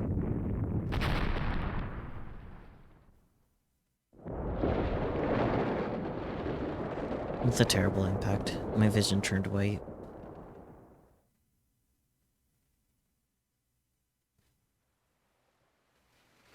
It felt like my body was lying in lukewarm water. I was floating along the surface, gentle waves lapping at me. When I woke up, an impossibly blue sky stretched out as far as I could see. It felt like I could fall into it. It was a strange sky. There was no sun anywhere. Hadn't I just been in my room? Hadn't it just been nightfall? When did I go outside?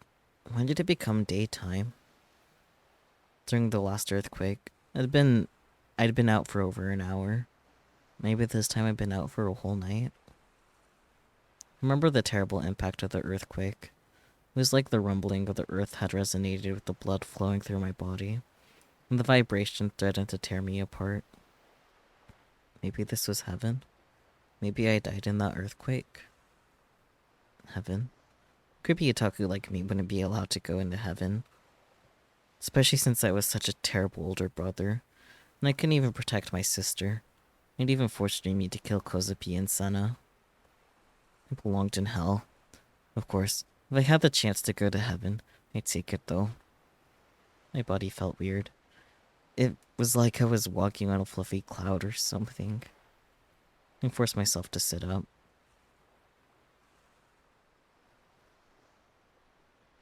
I hadn't been imagining the waves lapping at me. The world around me was filled with clear water. I looked around and it was nothing but blue as far as the eye could see. I'd been lying on top of the water. Where was I? Was this really heaven? But it felt like I'd seen this place somewhere before. あの空は Where can I どこ find にあ that るの？ sky? I heard a voice in my mind. A voice coming from within my memories. Yeah, that's right. I'd seen this in a dream. Mimi had been there. I'd been talking to Rimi as she looked up at the blue sky. She looked so sad. Was this the same dream? But I looked around, and there was nothing here but me. Nobody was here. Rimi wasn't here. It was all so silent. Rimi? I called out. I found I couldn't speak, but ripples appeared on the calm water. Are you here? Sounds are vibrations. The vibrations created waves. I could see someone lying in the water between the waves, just like I'd been a moment ago. I stood up. I could see further now. It was Rimi, lying between the waves. Her face was as pale as death. Her eyes were closed. Her hands were crossed over her chest. She wasn't moving at all, just lying there, face up. Rimi, wake up. But there's no response. She was probably dead. And it wasn't just Rimi. The world itself was dead. I stood there, confused. And then Rimi's body started to her body started to sink beneath the waves. By the time I realized what was happening, she was almost gone. How was I standing on water anyway? I got curious and looked below to me. It was nothing but darkness. The sky was so bright, the water seemed so clear, but below it there was endless eternal darkness, and Amy was sinking into it. I had to follow her. I needed her to wake up. But as soon as the thought entered my mind, the water suddenly gave way under me. I sank. My body got heavier. It was like I was underwater, but I could still breathe. And the water was so warm. There was something about it that made you want to stay here forever. Like it wasn't seawater, but amniotic fluid. This must be how a baby felt in its mother's womb. The darkness seemed to go on forever, but it had a bottom. It was too dark to see my feet, but I could feel something muddy up against the soles of my feet. I stood in the darkness. I looked up, but I couldn't see the water anymore. Here, the darkness hid the blue sky. The only thing to see by was a thin ray of light, falling down from above the darkness. It was illuminating a single point, like a spotlight. But there was nothing beneath it. It was lighting up an empty, meaningless point in space. I stepped into the light, nervously. It was warm and gentle, but my chest began to ache the second I stepped inside. What was this feeling? It made me want to cry. It made me feel so sad, but I didn't know why. Where was Rimi? What happened to her after she sank? I left the spotlight and searched around the darkness with my foot. My toes quickly bumped into something soft and springy. I crouched down and touched it. It was so cold. I thought it would freeze my fingertips. Little by little, my eyes were getting used to the darkness. Then I realized I was touching a person. Rimi was lying there. Wake up. I shook her. Mimi, wake up. There was no answer. This Rimi wasn't breathing. I grabbed her limp hand and tried to take her pulse. She was dead. There was no pulse at all. Shocked, I looked around. This wasn't the only Rimi that was lying near me, dead. Countless Rimis were lying around me, like someone had entombed them here. They were all dead. I felt like this was a graveyard. The graveyard of Rimi's heart. Countless bubbles appeared before me. I could see that each of them had a different image inside. And somehow, I knew they were the memories of her deaths.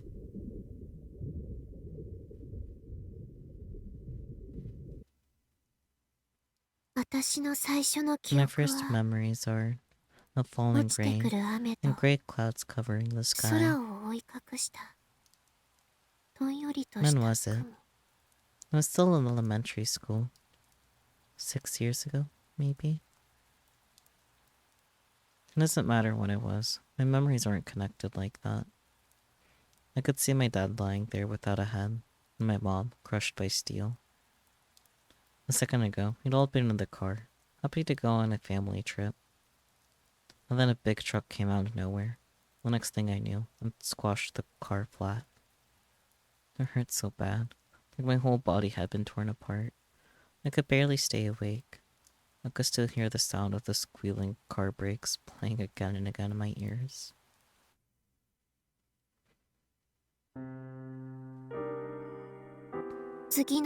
My next memories are the bright lights above the operating table, and of a man's voice. When was it? Right after I lost my parents. 5 years ago, maybe? It doesn't matter when it was. My memories aren't connected like that. You told your doctor you saw something like a sword, didn't you? Can you hear me, miss? It felt like he called my name, but I can't really remember what that name was. That name was already dead. Your wounds haven't healed yet, it seems. Losing your parents right in front of you was traumatizing, I assume. Very well. Simply listen to me, then. My name is NoAH. I'm the honorary director and sponsor of AH Tokyo General Hospital, the facility you're currently staying in. There's a possibility that you're a gigalomaniac. I'm hoping that I can get you to awaken to your power. Unfortunately, you now have no living relatives, or anyone left who could ask unpleasant questions. As of today, you have been declared dead. From now on, you'll live here in this basement. Can we beat up Norose, please? Like... There's nothing to be worried about. Only I know this room exists. Work hard and awaken. I have such high hopes for you. You're a guinea pig. We're going to try all kinds of things to see what it takes to awaken someone with your potential power. We'll be starting tomorrow.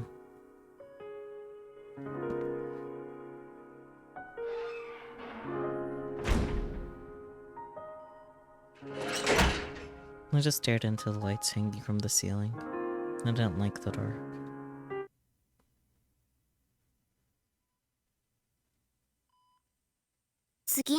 My next memories were also of the bright lights above the operating table and of a man's voice. When was it? Locked in that basement, I quickly lost track of time. It doesn't matter when it was. My memories aren't connected like that.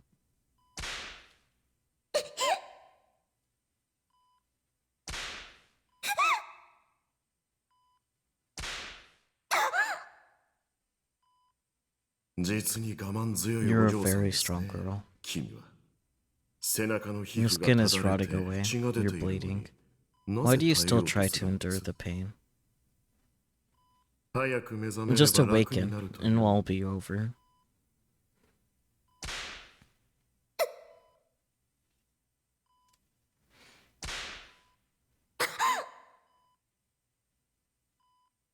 I just stared into the lights hanging from the ceiling. They blinded my vision, made it so that I didn't have to look at anything else.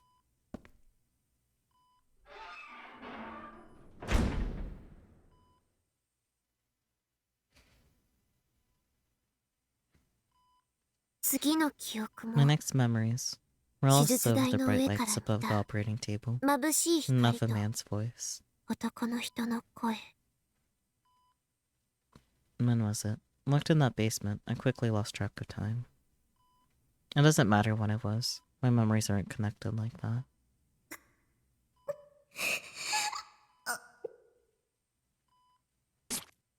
Does it hurt?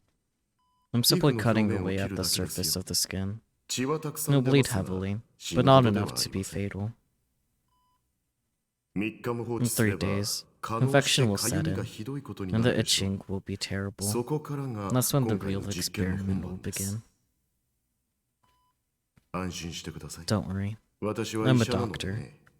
I know how to use a surgical knife. Let's try cutting you in 10 or so places.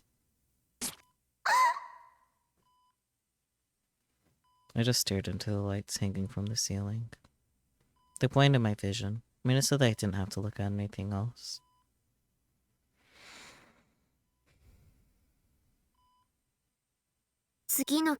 My next memories were also the bright lights above the operating table, and of a man's voice. And when was it? Locked in that basement, and quickly lost track of time. It doesn't matter when it was. My memories aren't connected like that.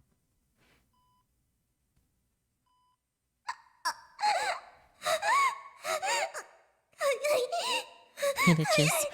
It itches so much.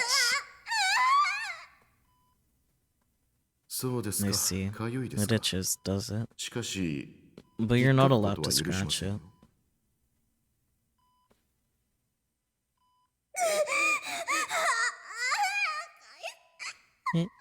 It's so itchy.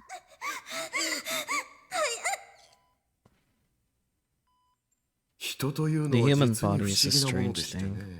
It has a surprisingly high pain tolerance. Prolonged itchiness, however, is something it can't tolerate. Perhaps itchiness, rather than pain, is the more effective method of inducing insanity.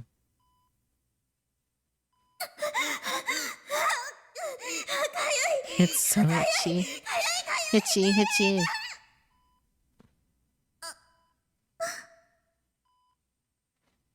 I just stared into the lights hanging from the ceiling.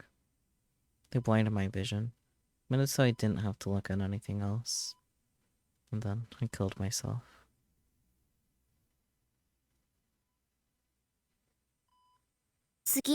My next memories were also the bright lights above the operating table, and of a man's voice. When was it? I looked in that basement and quickly lost track of time. It doesn't matter when it was. My memories aren't connected like that.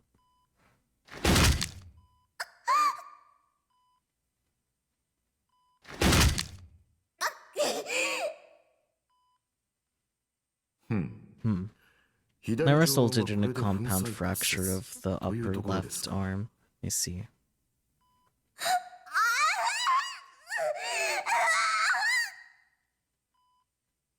And yet, you still don't awaken.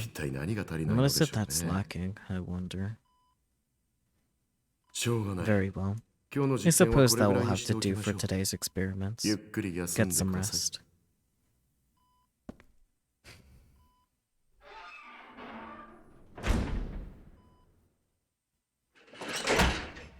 I just stared into the lights hanging from the ceiling. They blinded my vision, made it so I didn't have to look at anything else. And then I killed myself.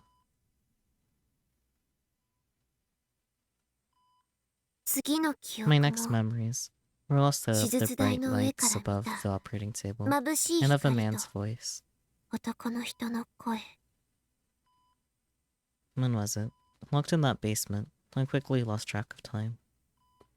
It doesn't matter when it was. My memories aren't connected like that.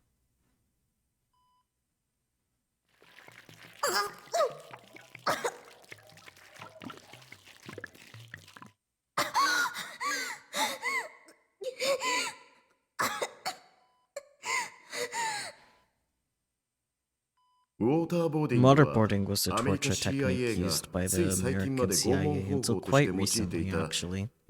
Extremely cheap, extremely effective, and extremely painful for the participant. Waterboarding, a method of torture. The legs are tied down at a point higher than the head, and the victim's body is placed face up. Water is then poured directly into their nose or mouth, which creates a very realistic sensation of drowning.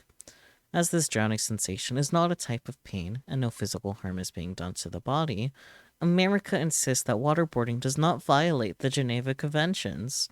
Well, that's a very American thing to think. IC card. When did we get that one? Whatever. A card with integrated circuit embedded into it. Used to pay for telephones or electronic money. Ah, that was from Senna. There are also contact IC cards that are used to pay for fares for public transportation, railways.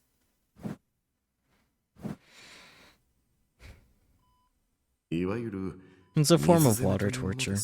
It's amazing in a way. That such a small amount of water is going to make you feel such a realistic sensation of drowning. It's the 21st century, and we're still using these traditional methods of torture. Don't you find that fascinating?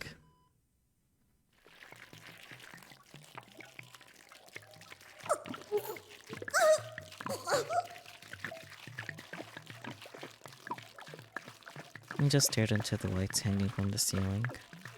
It blinded my vision. Made it so that I didn't have to look at anything else. And then I killed myself.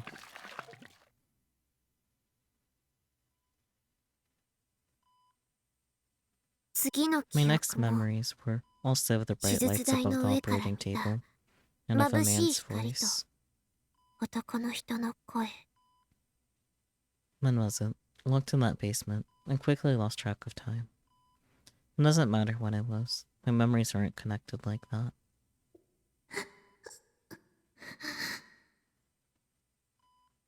I believe this is the first time I've used any form of anesthetic with you.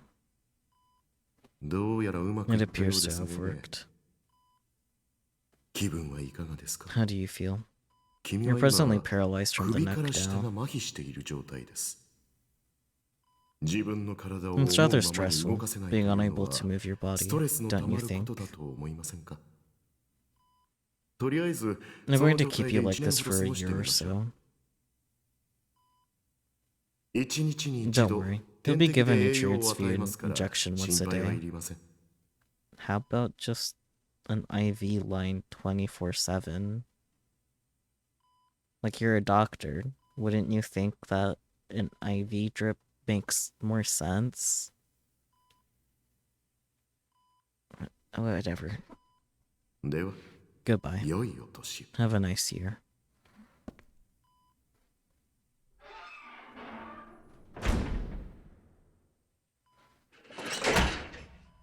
I just stared into the lights hanging from the ceiling. They blinded my vision, made it so I didn't have to look at anything else. And in the light, I started to see glimpses of what looked like wings. And then I killed myself.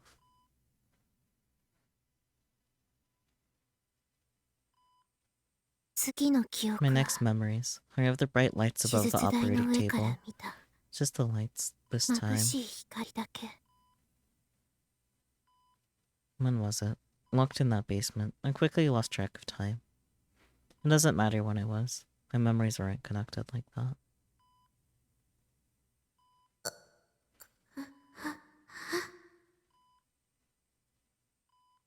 No matter how much I screamed, nobody came. I didn't move. I couldn't move. I couldn't move a single finger. I just lay there, gazing into the lights hanging from the ceiling. There's nothing else to do. And in the light, I started to see what looked like many feathers dancing in the air. And then I killed myself.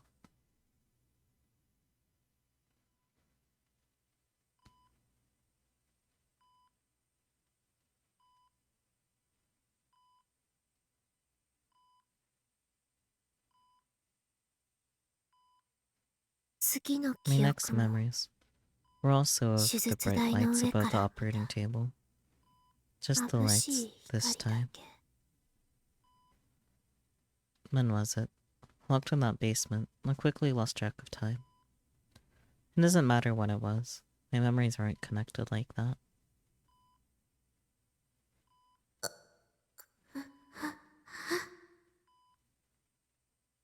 No matter how much I screamed, nobody came. I didn't move. I couldn't move. I couldn't move a single finger. I just lay there, gazing into the lights hanging from the ceiling. There was nothing else to do. And in the light, I started to see what looked like many feathers dancing in the air. And then I killed myself.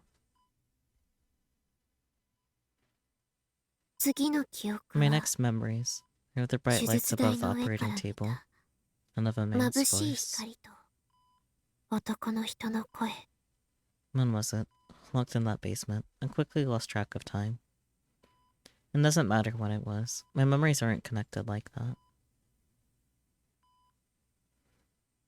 You're certainly a disgusting sight. No, you? How did it feel to lie there for an entire year? To be nothing but skin and bones, to lie there covered in your own shit and piss, no trace of human dignity to be found. But don't worry, I won't kill you. These experiments have been going on for almost 3 years now, I think. I've come to take quite a liking to you. You might even call it love. You've become irreplaceable to me. Ew. Forcing a gigalomaniac to awaken is a long, difficult process. But I want you to awaken as fast as you can. I have such high hopes for you, miss. I just stared into the lights hanging from the I just stared into the lights hanging from the ceiling. They blinded my vision, made it so I didn't have to look at anything else. And in the light, I started to see dancing feathers and what looked like wings. And then I killed myself. How many of me have come before me?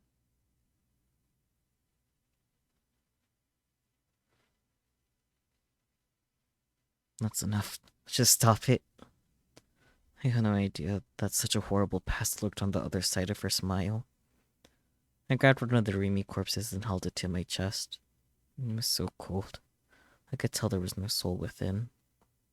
But I needed her anyway. I want you to be here for me. I wished. I created an illusion. Wake up. Wake up, Rimi. She was the one person who would protect me. I knew how selfish it was, but I wanted her to protect me. I knew I didn't have any right to say this after what I'd just seen, but still, it felt like if she was with me, I could change. I could stop being such a loser. So, wake up, Rimi.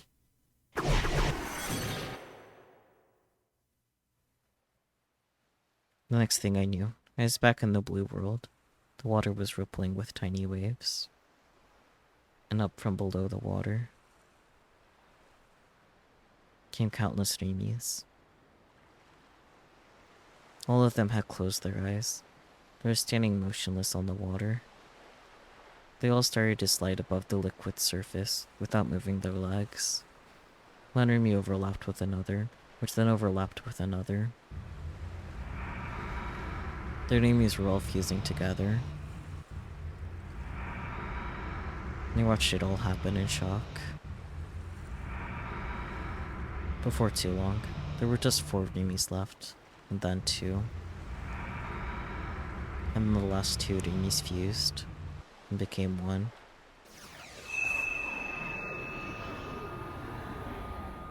Her eyes opened. She looked at me. Was this the rimi I knew, or another one? I didn't know. I was afraid to speak. I waited for her to open her mouth. She smiled gently at me. Snap. And then she posed for me, just as she always used to do. Rimi? It's you, right, Rimi? Yeah. Rimi nodded, and then she gave me a big hug. I buried my face in her chest. I could feel the warmth and softness of her breast, buddy. Gravity disappeared. Rimi and I began to float in the blue.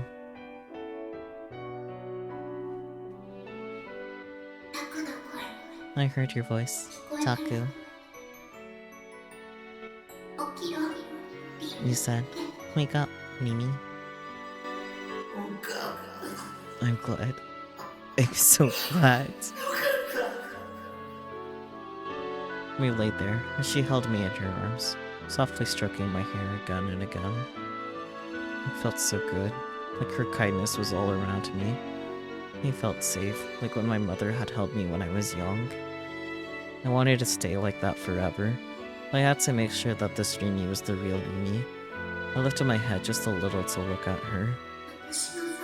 Will you cry for me?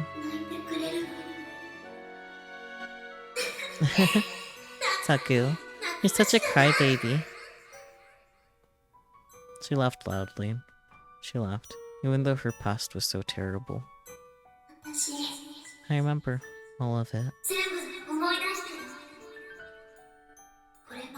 All the things that I forgot by making my heart commit suicide.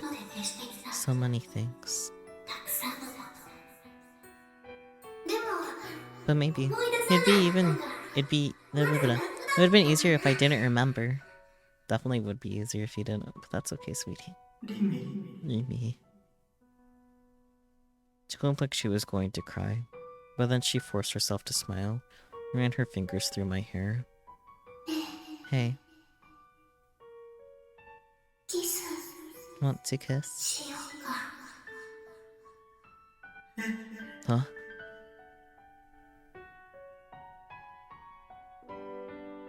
The next thing I knew, she grabbed my jaw and lifted up my head, and there was something warm and soft that smelled very, very good pressed up against my lips.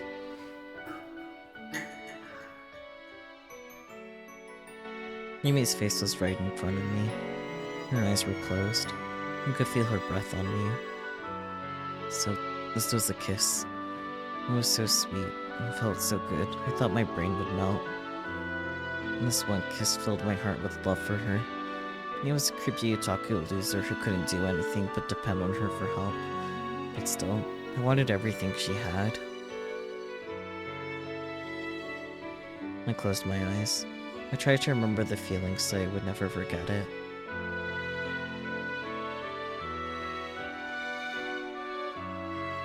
And when I opened them, we were back in my room. Yumi was lying on the floor, still holding me. My lips slowly parted. I'm back. Yeah. Yumi gave me a little smile. It was so cute. We stared at each other. It was really embarrassing. I didn't realize how soft a girl's body was. 3D was the best. I finally had a real girlfriend. Nobody could call me a creepy otaku loser anymore. I promised, didn't I? That I'd protect you. You'll protect me. I'll protect you all. Taku. Takumi. Nana. What was she talking about? She ignored my confusion and looked up at the ceiling. Last time, Takumi saved my heart. This time, you, Taku, saved my heart. So now, It's my turn to protect you both. 私があなたたちを守る。 I could understand why she was calling me both Taku and Takumi, but if a gigalomaniac like Rimi was going to protect me, then everything would be okay. No matter what Shogun said to me, Rimi would protect me. As long as I had Rimi, I didn't need anything else. 私 I'll do my best. 頑張るね。 Okay? 頑張って I'll do my best 罪 to 滅ぼ atone し for をす what I るし did and repay you あな both たたち for からの everything 恩に you've done for me. 報いるから。 And so, was she talking about Sana and Kozupi? But that was self-defense. She couldn't blame herself for that. What I didn't understand was what she meant by both of you, though. What other person was she talking about? だから今は So, sleep for now, Taku. たく Each time she spoke, I could feel the vibrations coming from her body. Her fingers were still stroking my hair. It felt so good, and for some reason, I felt so sleepy. I felt so happy, falling asleep there in her arms. I closed my eyes.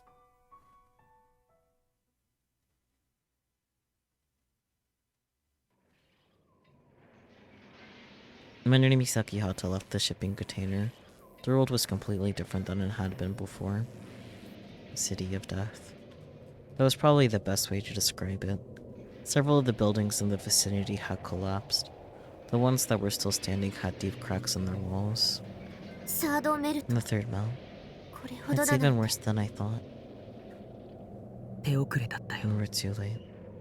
野呂瀬 Genichi 源一は Nonose brought Noah 予 2 定より online 早 at く full ノア power 2を sooner 本 than 格 I 的に稼働さ expected. せた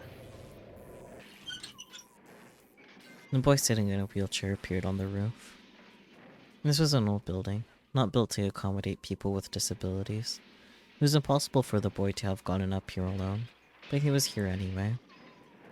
Yumi didn't seem surprised to see him at all. 元の君に You've gone back to the 戻ったみ original たいだ you, ね I see. 元の私なん And て there's no original い me. ないよ。 I guess you could say I've gone back to the me that Taku wanted me to be. タクが望んだ私に戻ったっていう感じ。タクがそう It made 望ん me でくれ really たこ happy とは that he さ、 wanted me to be this way, though. すごく嬉しかったけどね。彼はまた And used his power without the help of a D sword again.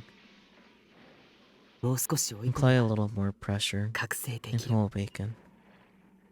タクのことは Just leave そっ Taku としてお alone. いてあげて。 Yumi cut him off. ノア2は I'll do something about 私 Noah が何 too. とかする。ナナちゃんも I'll save Nana 私 too. が助ける。あなたも I won't let you 死な die. せないよ。君一人じゃ You can't beat 野呂瀬 Norose に by 対抗は yourself. できないそれに And like I've 前から told 言 you っている before, けど you should live a 君 normal は life. 普通に生きるべきなんだタクとね、 I promised Taku. 約束したんだ。 There's a fragile smile on Mimi's face as she looked up at the gloomy gray sky above her. 私が I promised him that I タク protect の him. こと守るって。 Protect him. Ugh. だから So, 行く I'm ね。 going. Okay? ビシッ Snap. リミ Mimi. Yumi walked past him and down the stairs. The boy couldn't follow her. He just sat back in his wheelchair and sighed. 自分を Are you going to 犠 sacrifice 牲にす yourself, るつもりなの Mimi? リミ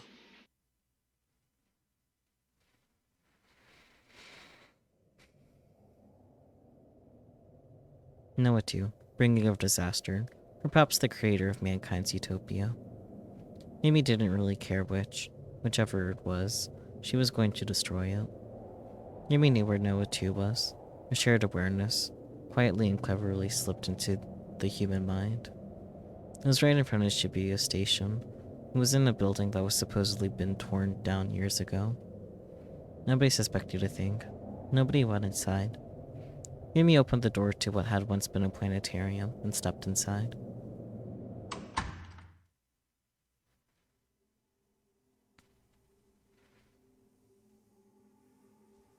Her eyes went wide when she saw what was inside. It was a device, impossibly huge and monstrous. The room was dome-like, with a device at its center. There was a small, eerie sound that echoed throughout the huge space. It was low, like a beast growling. The sound meant the device was online. NoAH too. Nana! Nanami Nishijo was being held right next to it. Her uniform was torn. There was a bloody bandage on her right hand, and her head was slumped forward, limp. She was terribly pale too. Rimi was struck wordless at the sight. Like Jesus nailed to a cross. No, it wasn't a cross that held her captive. It was a terrible, almost malicious shape. All of the evil in the world, all the chaos in the world, all the wickedness in the world. It was all of these things and more. Rimi quickly, cautiously looked around. There's no one else in the room but Nanami. She was looking for Kanichi Norose, the man who once was her torturer and was now the leader of NoAH 2 project. Of the NoAH 2 project, rather. But he wasn't here. She was surprised, but she decided to prioritize saving Nanami. She ran over to the strange object holding her. Nana, wake up! She brought Nanami down. I was relieved to see she was still breathing. The first thing she had to do was get her somewhere safe. She went to help her out, but...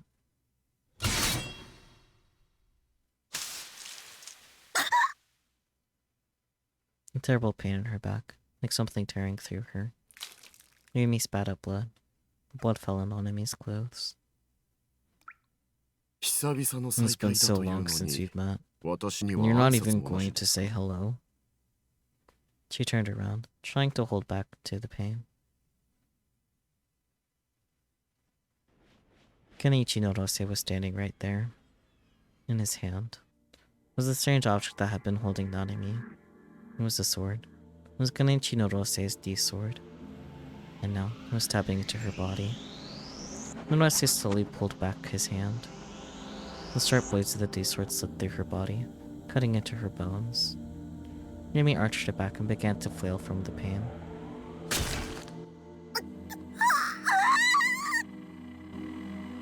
And I thought you'd be used to pain by now. Norose's blade left her body. Her blood poured out everywhere. All the nerves inside her were screaming. The pain threatened to make her pass out.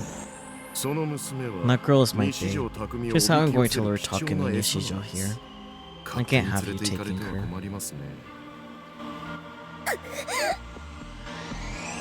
Yumi knew exactly how powerful a Gigolo-maniac Norose was. He'd held her for over 3 years. She couldn't beat him in a head-on fight. She knew he wouldn't let her escape either. At least, I have to get Nada out of here. The taste of blood was filling her mouth. She kept feeling a violent urge to vomit. The open wound on her back burned like it was on fire. She could barely move from the pain, and the blood just kept coming. She almost passed out. It was so cold. Her vision was going blurry. She could just barely make out the cruel smile on Norose's face. Maybe this was the end. Rimi couldn't even imagine a situation where she'd escape alive. The only thoughts in her mind were of pure despair. I'll give you my power. It was a voice she recognized. Takumi Nishijo, the boy who called himself Shogun. The voice is coming from far away, like telepathy. Used the same principles as mind reading, probably the only Gigolo-maniacs had. I'll give you my final delusion. Takumi? I'm sorry. I have to be the one to do something so hard. I won't try to change your mind anymore. I know it's impossible now. You plan on dying here, don't you? If there's a way to get out of this alive, I would have taken it. He didn't wake up. Now there's nothing I can do. But at least, I can give you my final delusion. What are you talking about? あなたはそんなこ You としな don't くて need も to. Rimi screamed out to the person who wasn't even here. 君だけを I can't let 死 you なせ be る the わけ one に to はいかな die い here when I'm the one who caused all 全ての this. 元凶は僕なんだか But らもういいんだ enough, リミ Rimi. ノロセ I want you to kill Norose. 殺して I ほ want し you い to destroy Noah too. ノア2を破壊僕がサポート I'll するから help you. Rimi bit her lip, wiped away her tears, and tried her best to keep herself from passing out. She booted her D-sword. Countless feathers fell from the sky. She raised the D-sword, holding Nanami in one hand. Blood was pooling at her feet. It hadn't stopped. It wasn't going to. Ha! Norase brought his D-sword down on her. Rimi blocked it with her own, making sure to keep Nanami away from the blade. But he was so much bigger than her. Her frail body couldn't handle the force of his attack. She flew backwards and collided with the wall. A crack formed on the wall of the planetarium. It was quite enough to let you live. And this is how you repay my kindness. Did you not suffer enough pain the first time? Norase slowly began to walk toward her. There was confidence in his eyes. Rimi was no threat to him. You're a pervert, aren't you? Rimi grinned, but her grin was stiff and frozen on her face. And then, for some reason, she swung her sword at the cracked wall behind her. The wall fell away, revealing the sky outside. It was raining. Dark clouds were hanging low above them. Trying to run away. 逃げないよ I won't run away, but... でも Rimi sat Nanami down on the ground. She held her from behind, keeping the D-sword in one hand. ナナちゃん Nanami, has nothing to do with this. Rimi created illusion, a bright blast of light. When it disappeared, her D-sword was gone, and instead there were wings on the purest white on Nanami's back. The white wings, impossibly pure, enveloped her bloody body. She was like an angel, her appearance horrible to look at, but still beautiful. Nanami was unconscious, but the wings took flight, as if they had a will of their own. Rimi moved away from Nanami. As the Norose watched, confused, Nanami flew through the hole in the planetarium wall and out into the sky around them. She glided slowly away in the rainy Shibuya sky. Rimi watched her go, unarmed. ナナちゃん Nana, 無事 please, で be safe. So you used your delusion to turn your D-sword into wings? But you yourself aren't going to run? Norase was close enough now to kill her with the sword. A single movement of his arm would sever her head. She was watching him, however, with no fear in her eyes. まだ I can't run 逃げら yet. れないよあなたを I have to kill you first. 殺さなきゃいけないから She brought a gleaming cross out from her pocket. It wasn't a cross, it was a stake. The same as the cross-shaped stakes used in the crucified murder. Rimi had just booted it. Norase chuckled as he looked at it. Kill me? With that toy? You have no idea what it can do to you, do you? His attack was fast. The D-sword he held was bigger than he was, and it slashed open her side with a speed that was impossible according to the laws of physics. Only after her body staggered from the impact did she realize she'd been cut.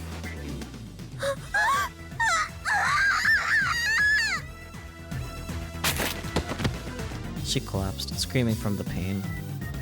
Norase had deliberately used a less than lethal stroke. He could have killed her, but he chose not to. As she writhed on the ground in pain, he walked over to her and brought his foot down hard on her arm. Gritting her teeth and panting for breath, she stopped moving. She had no choice but to stop moving. The tip of Nerose's massive D-sword was stabbed into her back, but he hadn't run her through yet, yeah. もう一 Let 度 me 聞か hear せ you てもら say っ it ていい again. でしょうか Stop. やめませんよ No. He pressed down hard as she begged for him to stop.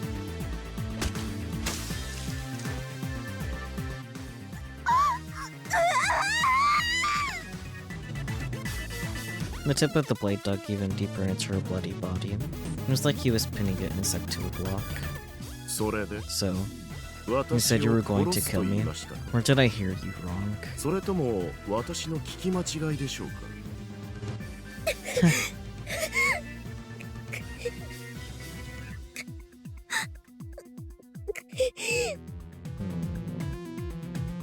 Yumi was lying face down on the ground. She reached forward with one arm and grabbed Orose's leg.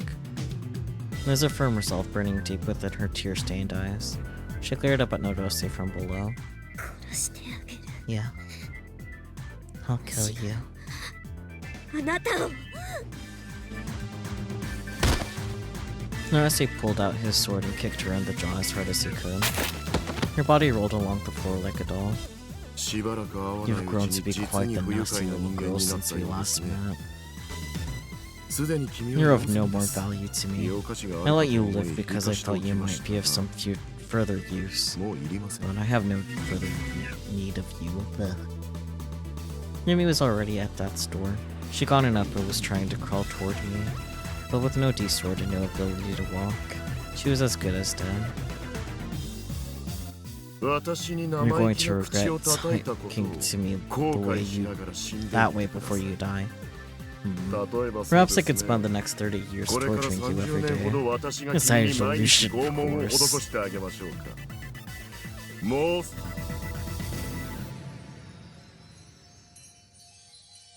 Nonose's lips twitched. He stared at Rimi as the feathers fell around him. He formed a delusion. He held his D-sword tight. He expanded the channel to the Dirac Sea. The particles and antiparticles needed to manifest his delusion were born. Of those, he took only the former, and set them into Mimisaki Hata's dead spots, using his gaze. それを That's what I've been waiting for. 何 What?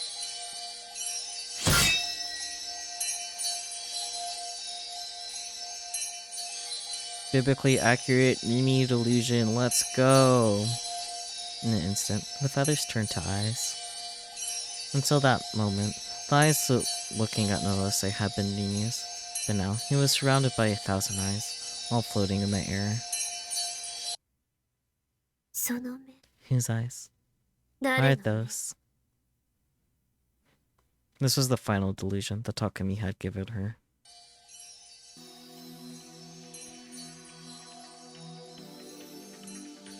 The particles he created were blocked by innumerable eyes and never reached her dead spots.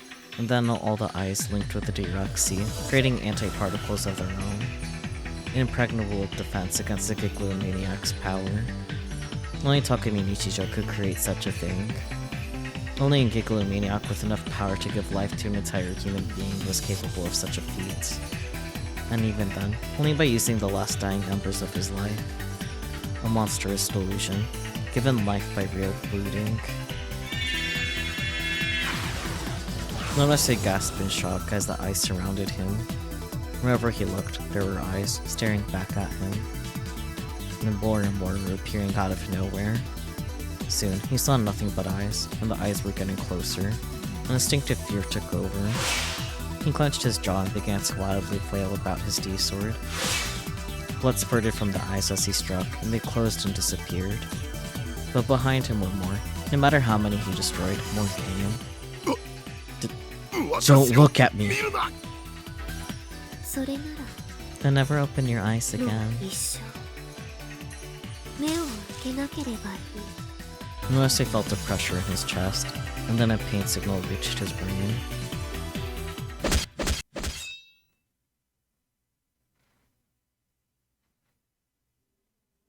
The eyes all disappeared, like a lifting fog. Yumi was right in front of him, and the cross-shaped stake in her hand was stabbed deep into his chest. Narose was dead. Imagine doing all the boasting that Narose did, and still getting died by the little stake. Yeah.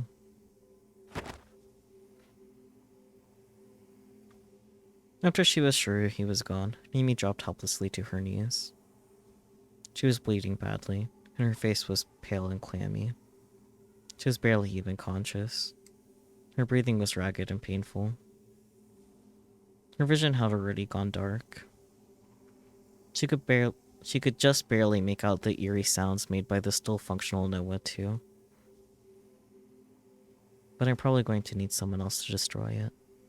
ごめんね I'm sorry, タク Taku. She whispered, her voice barely audible. 約束 I don't think I can keep my 守れそう promise. ないみたいナナちゃん I saved Nana. 助けたから I know that doesn't make up for what I did, それ but で I saved her. 罪滅ぼしなんかにはならないけど She slowly raised her head. 助けた She couldn't see it, but the wall of the planetarium in front of her was shattered. Beyond it lay the sky. It had been raining a moment ago, but what about now? She couldn't see what color the sky was now, but she looked up at it and smiled, just a little. あの空を I wish I could have seen that sky with あ you なたと again. もう一度見たかったなタク Taku, ありが thank とう you.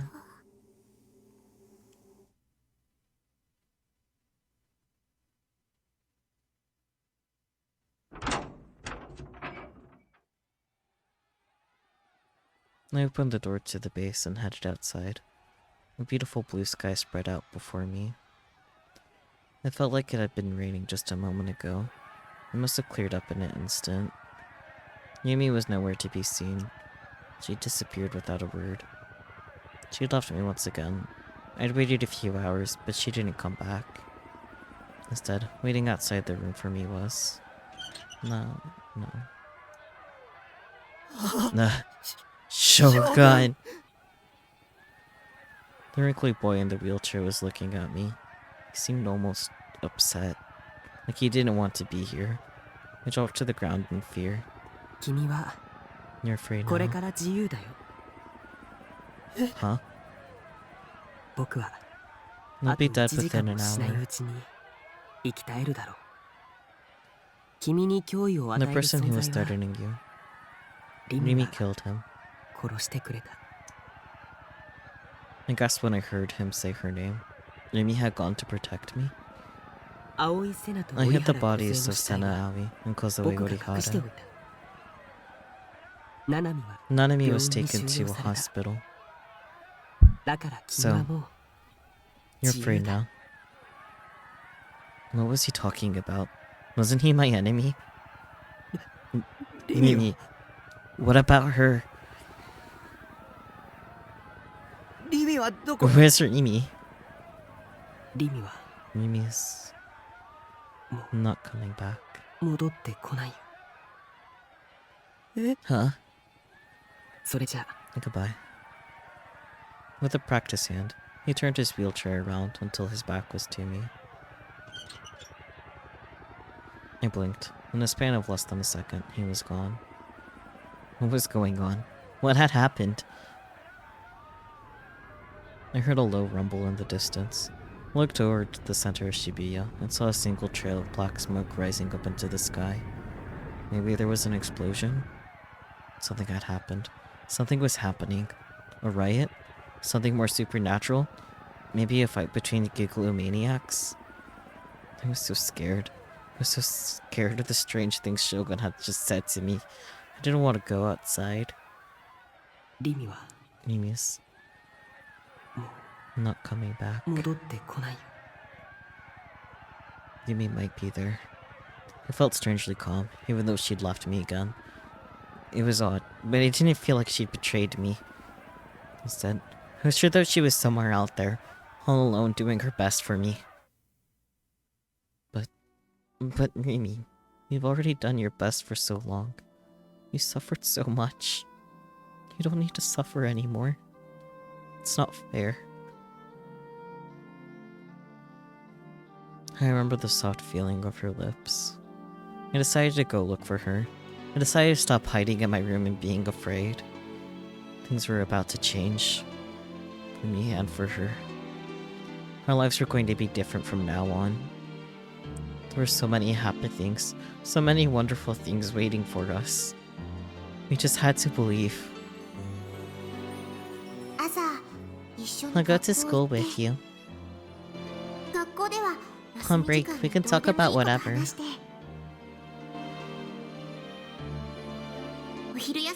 At lunch, we can eat together. And then in the evening, we can go home together. Sometimes, we might stop someplace on the way back. Or maybe, have a little chat in your room. And then, I'll wave goodbye and say, I'll see you tomorrow.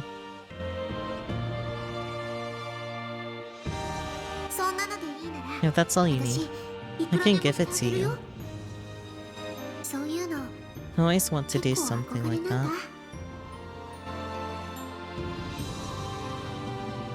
I understood now what Rimi had meant. How much she longed for that simple, normal life. Thinking back, we hadn't spent much time together at all. But the time we did spend together was fun. It made me happy.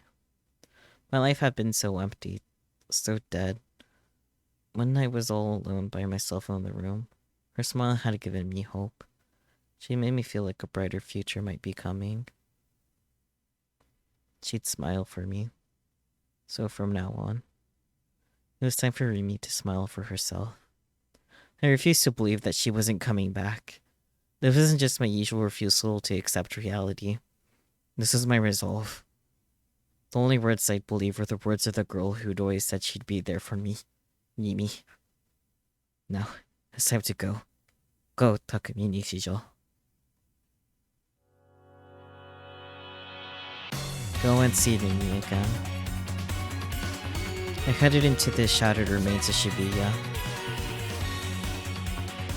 Wait for me, Rimi.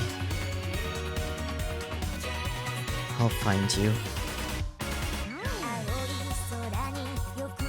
And this time, it will be my turn to stay with you.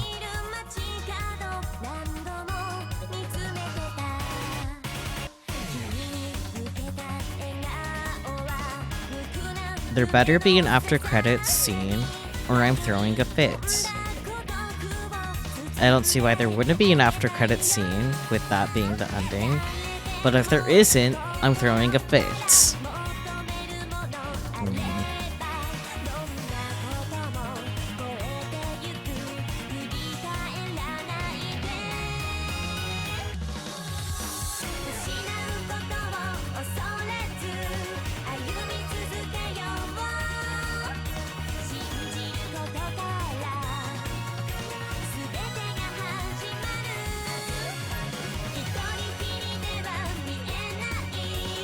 The song is a bop at least. I don't know.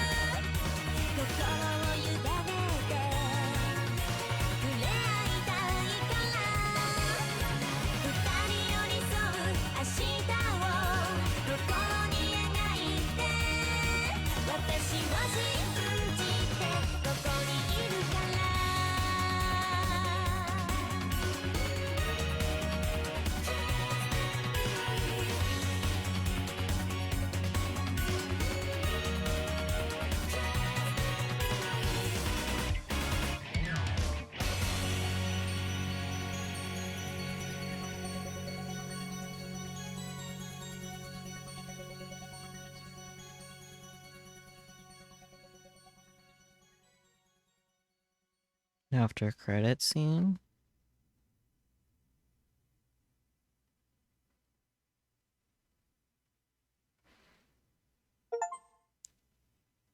No after credit scene. Are you fucking kidding me? Okay, I'm throwing a fit. Why isn't there an after credit scene? Like, if they did continue from there... Just, Sorry, there's a new thing in the menu that caught my attention immediately. I mean, that's what we're doing next time. The blue sky.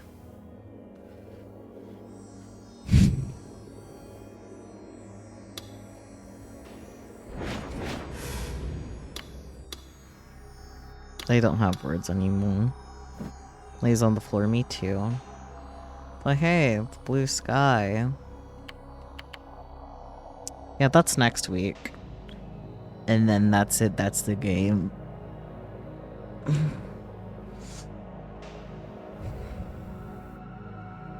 Screams. That's all I got, man. Just screams.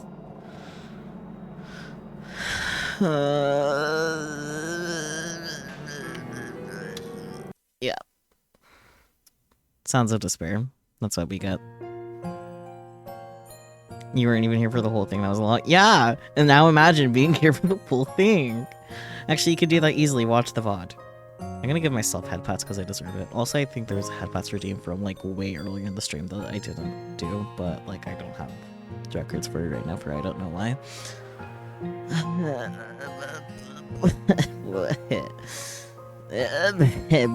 Yeah.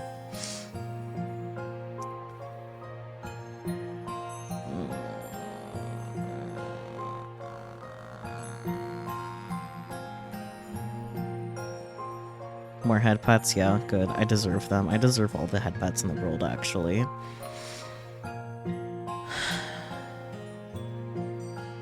Just sigh. Just sigh. Man. Yes, I do deserve head pats. I deserve IRL head pats. You should come over and give me head pats, Peachy. I'll give you head pats too.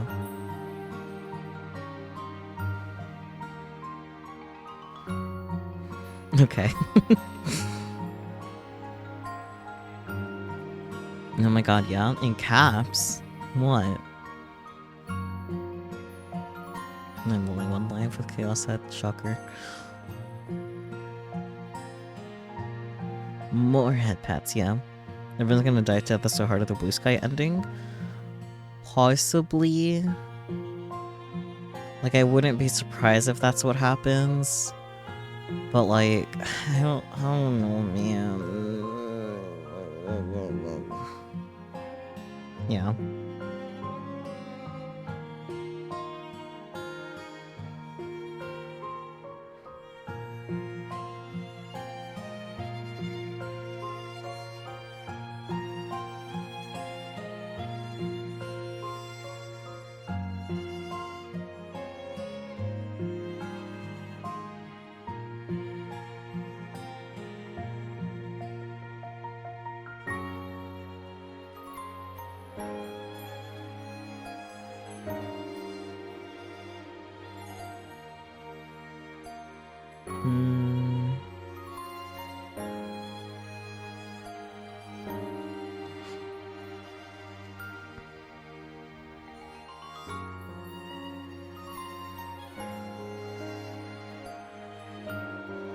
I think I'm gonna raid Sunny Hinode or Saisons. I think I've raided them before, but it's been a really long time. They're currently playing season A Letter to the Future. Yeah. In an ideal world, we would be following up with Wizards, and that would have been fun. But no, we did the Wizards first, so we had the fun time before the despair time, and now I'm just... Yeah, that's all I got.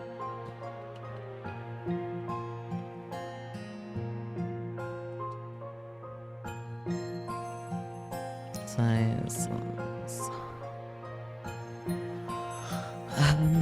I'm not ready for the blue sky ending. I'm really not. And I know I won't be ready for it next week. And then that's it. That's all of Chaos Head. Nothing else. And I definitely want a buffer week before starting doing robotics notes. Robotic notes, whatever. I also need the game to work on my computer in an ideal world, but if it's still not working on crossover, I'll just borrow my mom's laptop, because I don't see why it wouldn't work on my mom's laptop.